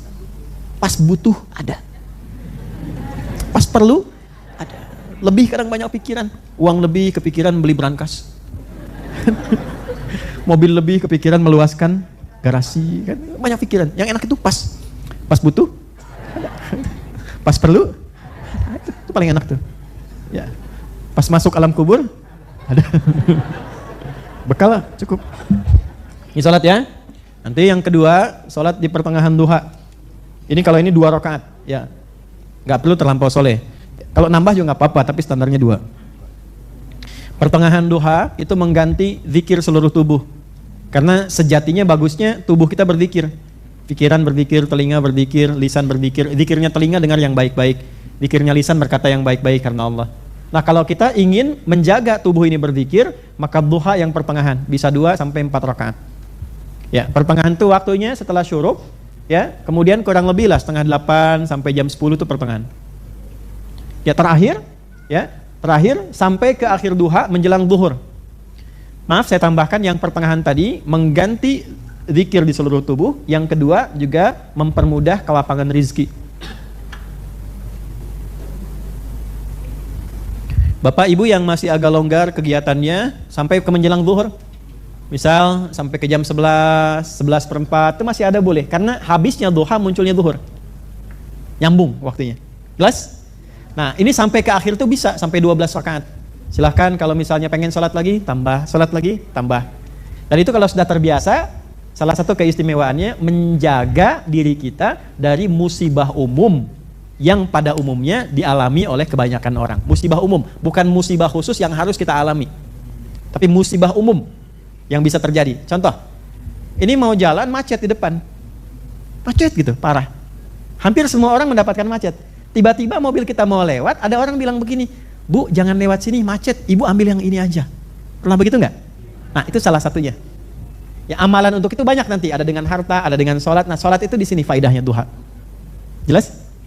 Baik ya. Nah itu gambaran di antara yang kita kerjakan. Beda dengan musibah yang memang harus menimpa kita sebagai konsekuensi dari doa dan ikhtiar kita. Jadi kalau kita minta berdoa dengan A, misal saya berdoa A, nanti tanda dikabulkan doa itu munculnya ujian. Ya, itu tandanya Allah ingin mengabulkan doa Anda. Misal, ya Allah, saya besok pengen lulus di kampus ini dengan nilai yang baik. Bagaimana cara menjadikan Anda lulus itu? Maka dikasih ujian dulu. Karena nggak mungkin kalau nggak ujian tiba-tiba lulus. Ya, bagaimana menguji indikator, ya, ukuran keberhasilan lulus Anda itu apa? Kalau nggak ada ujian kan nggak mungkin. Maka Anda diuji dulu, dengan ujian itu Anda belajar kan? Maka ketika Anda lulus ujian, Anda mendapatkan kemampuan baru yang layak digunakan untuk menjawab doa Anda. Sehingga Anda nggak disoal, kok dia bisa lulus ya, padahal nggak ujian. Kan? Tapi ketika Anda misalnya ujian, Anda untuk menghadapi ujian itu belajar, Anda menyiapkan diri, begitu lulus di wisuda jadi yang terbaik, orang kemudian mengapresiasi Anda. Pantas, belajarnya juga begitu, rajin emang, lulus ujiannya seperti itu. Sama persis dengan kehidupan. Antum minta, ya Allah, saya pengen lulus diterima di pekerjaan itu. Tandanya bagaimana? Anda diuji. Berangkat, jalan. Di jalan kadang-kadang kejebak macet. Gitu kan? Tiba-tiba mapnya hilang gitu. Diuji dulu. Kadang-kadang kita baru sadar ketika di tujuan. Oh ternyata kesiapan ini melatih kesabaran kita ketika wawancara. Lebih tenang. Nah itu yang ilmunya itu perlu kita pelajari dulu. Di Al-Quran itu jelas semua itu. Kebanyakan orang tidak sadar bahwa ujian yang dia alami secara langsung itu akibat dari doanya yang dia sampaikan, pilihan sendiri. Jadi kalau yang mengalami Anda demikian, itu akibat doa yang dimintakan. Saya pengen ini, Allah kasih. Karena nggak mungkin diuji kalau kita tidak membutuhkannya. Tapi rahmannya Allah karena punya kasih sayang tanpa batas, diujinya sesuai kemampuan. Yang kalau tidak mampu, nggak mungkin diuji. La yukallifullahu nafsan illa. Nanti kapan-kapan, kalau ada waktu yang khusus, mungkin bikin materi tentang ujian, fikih ujian dalam Al-Quran. Ya, mesti paham. Kalau nggak paham itu, nanti keluhannya banyak.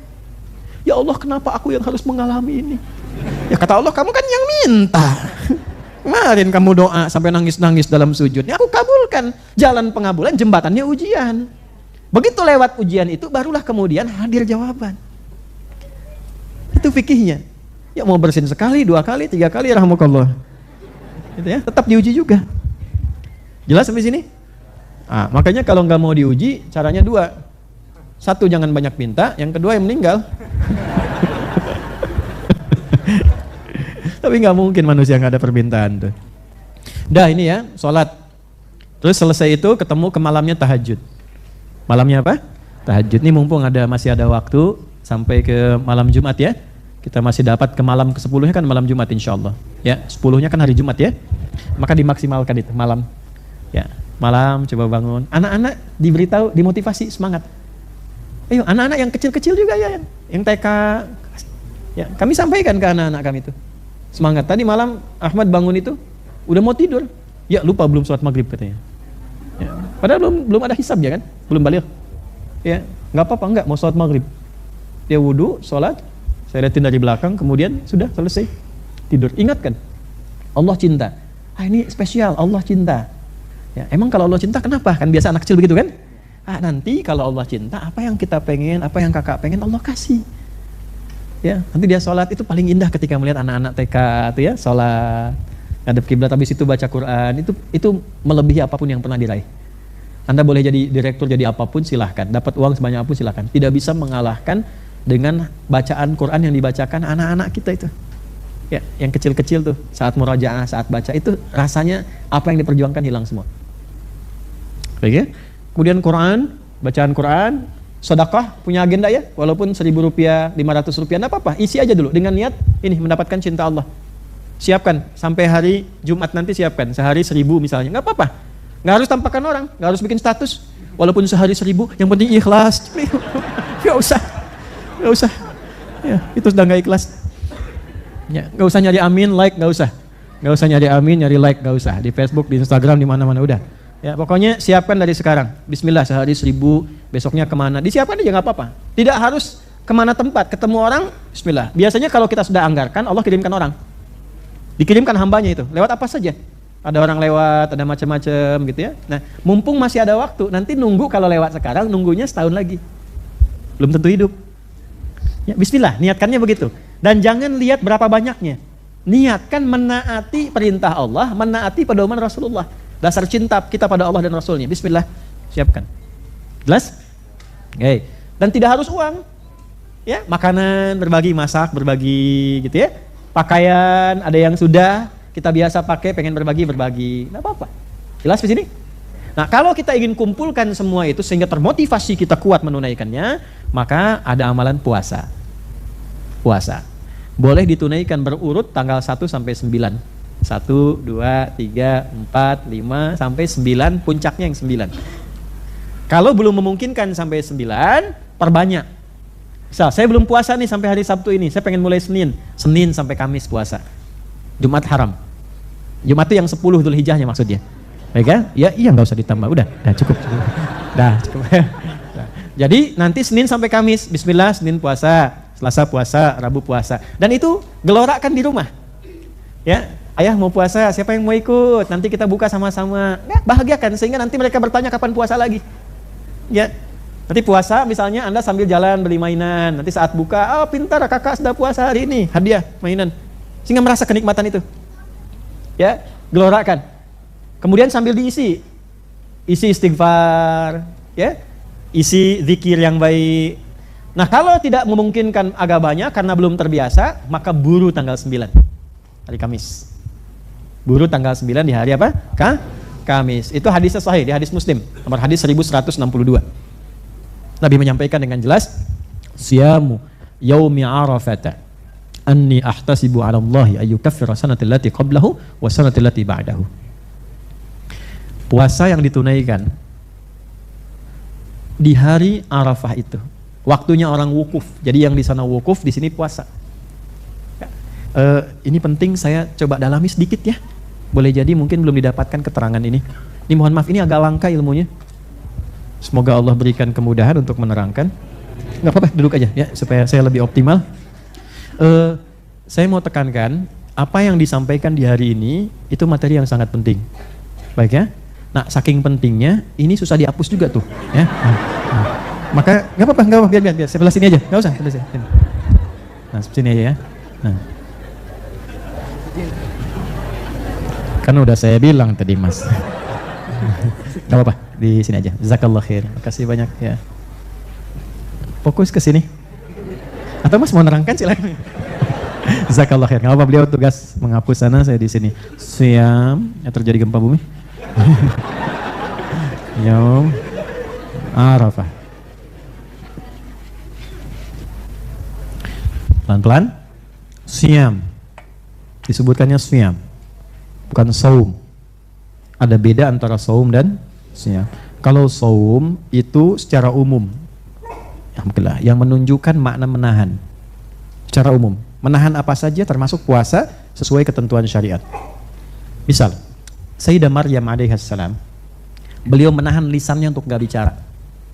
Ya, di surat Maryam ayat ke-26 itu, wa kuli wash rabi, wa qarni ayna, fa imma tarayinna minal bashari ahadan, kemudian faquli inni nadhartu lirrahmani sauma. Beliau saum. Saumnya apa? Ternyata kata Al-Quran, fakuli washrabi, makan masih, minum masih, tapi saum. Tapi masih makan, masih minum. Saumnya, falam ukallimal yauma insiya. Saya nahan lisan, nggak bicara. Hari ini nggak ngobrol, nggak bicara. Biar yang bicara bayinya, supaya menjadi mukjizat awal bagi bayi itu saat mulai dilahirkan. Nggak ada bayi baru lahir langsung bicara, kan nggak ada. Tapi ibunya dilarang bicara supaya anaknya yang mengklarifikasi secara langsung untuk menunjukkan dia nabi. Jelas? Baik, maka saumnya nggak bicara, masih makan, masih minum. Itu masih umum, namanya saum. Jadi kalau misalnya bapak nggak mau bicara dulu sama ibu di rumah, lagi fokus mengerjakan tertentu, ya, tapi masih makan, minum, ibu datang, "Pah, lagi ngapain?" Kenapa? Saum. Tadi makan, saumnya nggak bicara. Itu bicara, contoh. Itu saum. Ini saum. Kalau siam, saum cuma sekali disebutkan dalam Al-Quran, satu kali saja. Quran surah 19 ayat 26. Kalau siam, dia disebutkan 8 kali dalam Al-Quran. Siam itu menunjukkan ibadah puasa yang diatur dengan ketentuan. Saya ulangi, ibadah puasa khusus yang diatur dengan ketentuan tertentu, syarat tertentu, waktu tertentu, maka namanya berubah dari saum menjadi apa? Siam. Setidaknya kurang lebih disebutkan 8 kali dalam Al-Quran. Nah ini ketika menyebutkan puasa Arafah, hadisnya menunjukkan kata siam. Artinya bukan sekedar puasa. Jadi bukan sekedar tahan lapar, tahan haus, tahan hasad biologis, dari terbit fajar sampai terbenam matahari, itu masih umum. Ada ketentuan apa di puasa ini? Diikatlah kemudian dengan momentumnya ini, Yaum Arafah. Ini. Bukan hanya menunjukkan pada hari yang ke-9, kan wukuf tuh hari ke-9 Dzulhijjah kan? Tapi juga, perhatikan kalimatnya ini yang mahal sekali nih. Tapi juga berusaha mengikuti esensi, hikmah, keadaan wukuf yang terjadi di Arafah. Saat wukuf itu apa yang dilakukan? Merenung, kontemplasi, memperbaiki diri, muhasabah. Sampai kenal siapa kita ini, kenapa terlahir di dunia, mau kemana setelah dari dunia ini. Sadar mau pulang, mau meninggal, cukup nggak bekalnya. Yang paling aneh tuh gini, merasa kurang bekal, merasa banyak salah, kurang amal soleh, tuh kan? Sudah tahu mau meninggal, tapi masih berbuat maksiat. Itu orang aneh. Maka butuh suasana yang tenang dulu. Banyak orang sama-sama merenung, banyak orang sama-sama nangis. Sehingga kalau ketawa sendirian kan jadi aneh. Ya kan? Terbawa kan suasananya. Dia merenung juga kan? Makanya jangan kemudian kita merasa kecil untuk tidak menuliskan. Tulis saat di Arafah, tulis sebelumnya. Kekurangan diri pribadi itu apa? 1, 2, 3. Kenali diri kita. Tanya pada pasangan.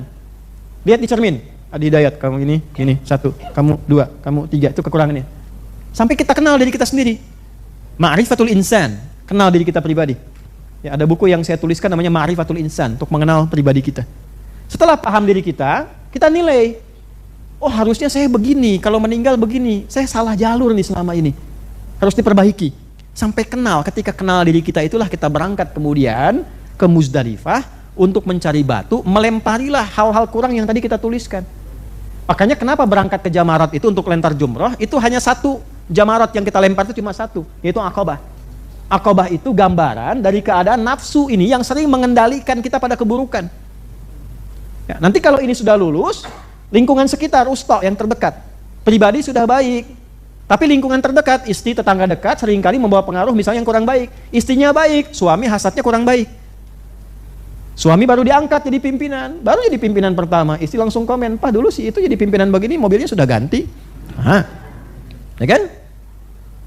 Atau sebaliknya, istri jadi baik, suami masih kena pengaruh lingkungan sekitaran, sehingga mengajak pada yang kurang baik. Ya?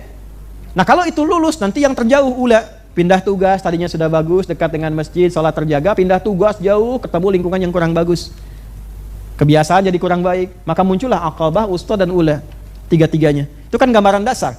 Makanya ke Nabi Ibrahim datang dilempar, setannya nggak kuat ke Ibrahim, datang kemudian ke istrinya kan? Ya, Sayyidah Hajar dilontar lagi, nggak kuat ke Sayyidah Hajar, datang ke Ismail, dilontar lagi. Itu gambaran kehidupan kita yang membuat kita kurang baik. Yang pertama adalah ketidakmampuan diri kita mengendalikan nafsu sendiri. Jadi kalau ada orang marah, jangan salahkan orang marah dulu. Tahan dulu diri kita yang tidak mampu menahan lisan untuk tidak membalas dengan kebaikan.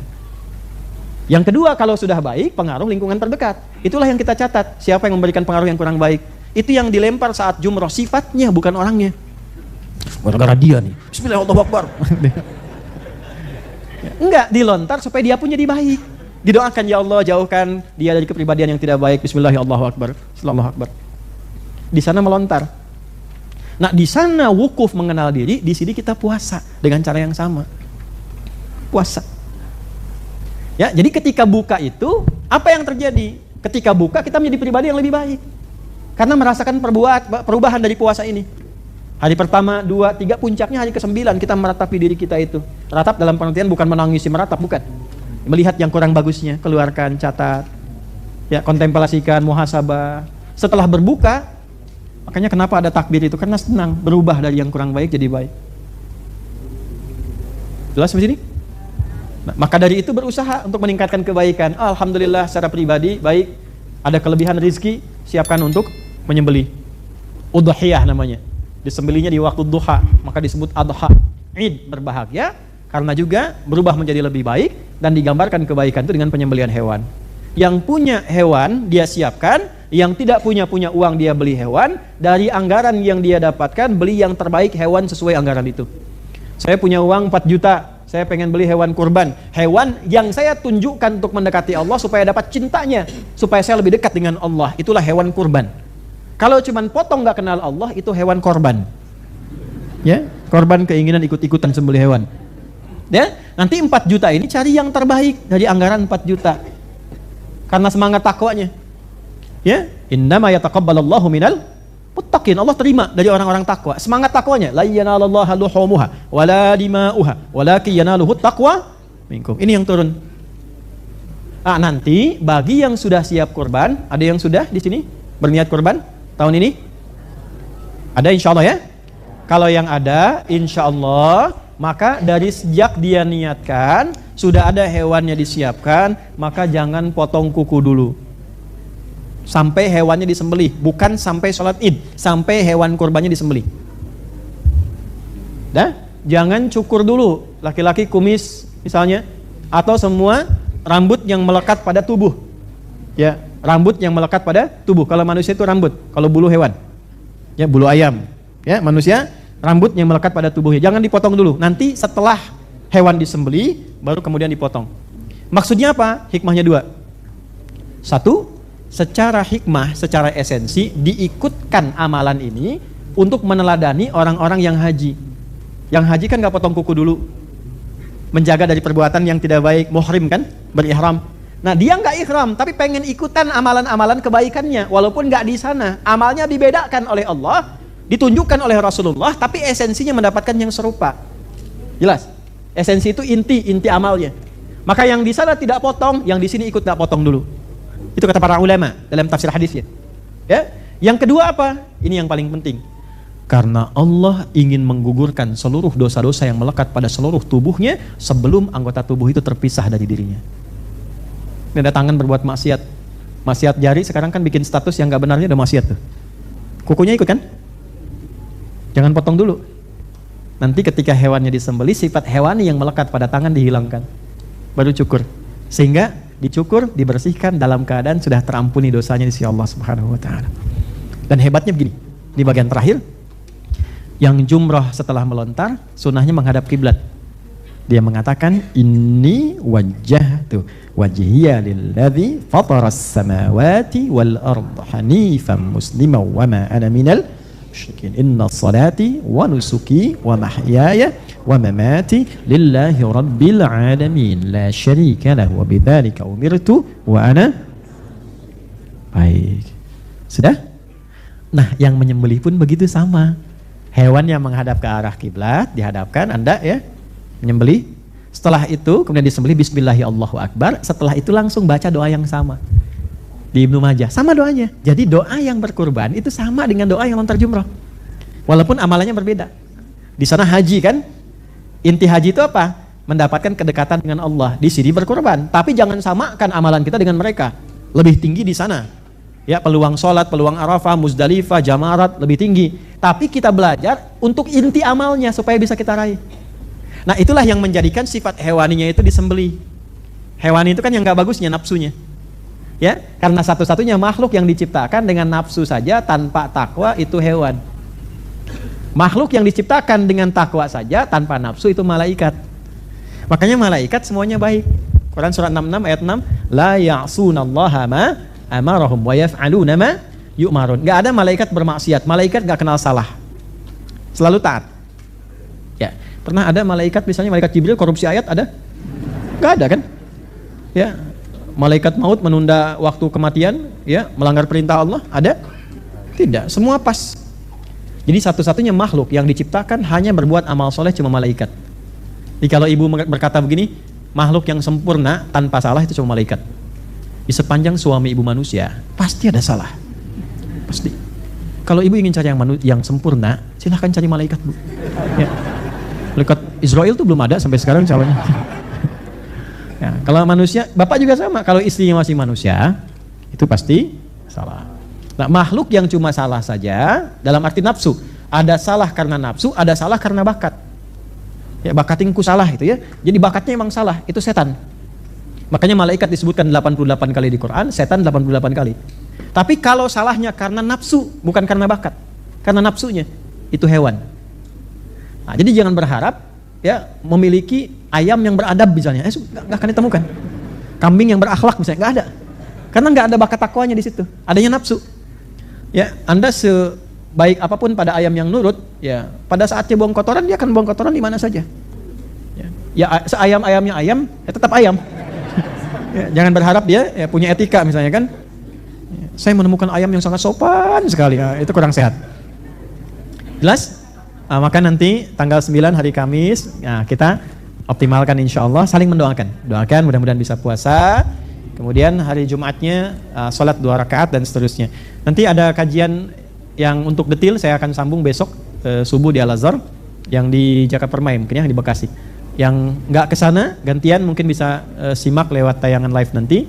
Tapi kalau nggak sempat, ini saya pernah menulis buku ini nih, ada tuntunan praktis Idul Adha yang diurai tadi, semua insya Allah ada di sini. Jadi fikih Idul Adha itu ada 3 nanti ya. Fikih pra Idul Adha sudah kita bahas. Saat Idul Adha menunaikan sholatnya bagaimana, menata saf bagaimana, keutamaan mendengar khutbah seperti apa, amalan saat hari ke-10 bagaimana. Dan nanti fikih yang terakhir, fikih menyembelih hewan. Ya, hewan yang disiapkan bagaimana, dijaganya seperti apa dan seterusnya. Mohon izin maaf sebelum saya akhiri juga, nanti ada 10 menit sebelum kita tutup jam 10. Saya ingin menekankan bahwa yang dimaksud tidak potong kuku dan rambut itu yang melekat pada tubuh sahibul kurban. Ya, saya menguatkan pendapat ini bukan pada hewannya. Ya, saya mendapati ada kiriman dari kawan ada ikhtisar. Ikhtisar itu ringkasan. Sahih Muslim diterjemahkan. Nah, terjemahannya menyampaikan bahwa yang tidak dipotong itu kuku dan bulu yang melekat pada hewan. Oke? Nah, yang paling kuat itu maksudnya orangnya, bukan hewannya. Dari mana ditemukan? Makanya kalau ngaji ini kembali ke kitab induknya. Ya, kalau ikhtisar kadang sebagian-sebagian dan terjemahkan bisa keliru, domirnya nggak pas. Ya, ini ada yang aslinya di sini. Di sini biasanya disebutkan nomor hadis 1977, nanti ada kelengkapannya ke bawah. Bintang 3, 1, bintang 2, 2, 41, 42, 43, ada bintang 2 di bawahnya. Itu syarah ke bawah untuk keterangannya. Ya, ini saya tunjukkan ya. Bismillahirrahmanirrahim. Qala al-muallif rahimahullahu taala menyampaikan Imam Muslim bin Hajjaj, semoga Allah merahmati beliau. Ini topiknya yang ke-35, Kitabul Adhahi, subtopiknya yang ke-7.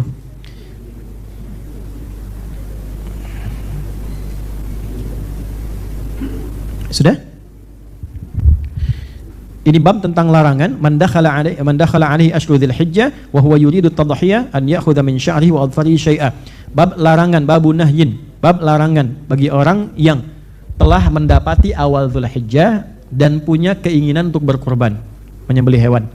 Ya, supaya tidak mengambil atau memotong atau mencukur dari rambut yang melekat pada tubuhnya, juga kuku-kuku yang melekat pada jemarinya sedikit pun. Hadis utamanya dari istri Nabi sallallahu alaihi wasallam, yaitu Ummu Salamah radhiyallahu taala anha. Nama aslinya beliau adalah Hindun, ya, punya suami Abu Salamah. Kemudian Abu Salamah ini gugur dalam perang Badar. Ya, kemudian meninggal dunia, hidup dalam keadaan tidak ada penopang keluarganya, maka ditopang oleh Nabi sallallahu alaihi wasallam, turun perintah untuk menikahi beliau. Maka dinikahilah Ummu Salamah ini, kemudian mengambil hadis dari Nabi. Di antara hadis yang beliau terima adalah hadis tentang larangan potong kuku dan rambut yang melekat pada tubuh. Tapi sifatnya ini sunnah, tidak membatalkan kurbannya. Jadi kalaupun misalnya lupa, ya kalau lupa kan suka nggak inget ya. Nah, misalnya terjadi gitu, itu kurbannya tetap sah. Hanya kehilangan satu fadilah, satu keutamaannya saja. Saya langsung ke sanad terakhirnya saja. An Ummi Salamah radhiyallahu taala anha anna Nabiy sallallahu alaihi wasallam qaal, hadis riwayat Sayyidah Ummu Salamah, semoga Allah meridai kepada beliau, bahwa Nabi sallallahu alaihi wasallam pernah menyampaikan, idza dakhalatil ashru wa arada ahadukum an yudhhiya fala yamassa min sya'rihi wa basharihi syai'a. Ya, jika sudah masuk 10 Dzulhijjah, awal Dzulhijjah, ada keinginan untuk menyembelih hewan, ikutan kurban. Baik ya, maka jangan menyentuh, maksudnya jangan potong, jangan cabut ya kuku yang melekat pada jarinya, pun demikian rambut yang melekat pada tubuhnya. Tahan dulu sampai kemudian hewannya dipotong, disembelih. Ingat ya, kapan batasan mulainya? Kalau sudah niat dari awal, dari pertama kali awal Dzulhijjah, tanggal 1. Jelas? Tapi kalau saya baru dapat misalnya uang, terus kepikiran niat tanggal 5-nya. Nah, tanggal 5 itu jangan potong kuku dulu. Termasuk rambut yang melekat pada tubuh. Jelas sampai sini? Baik, alhamdulillah. Tahu dari mana kalau itu yang melekat pada tubuh bukan yang lain? Ini ada kejadian yang dikonfirmasi nanti oleh salah satu sosok yang bernama Hasan bin Ali Al-Hulwani, yang terkonfirmasi ke seorang tabi'in namanya Sa'id bin Musayyab. Sa'id bin Musayyab ini satu dari 7 tokoh fikih Madinah. Di Madinah itu nanti ada tabi'in, ya 7 orang, ini penjaga fikih Madinah, 7 orang. Yang paling dituakan, paling didengar adalah Sa'id bin Al-Musayyab, lahir tahun 15 Hijrah, wafat tahun 94 Hijrah.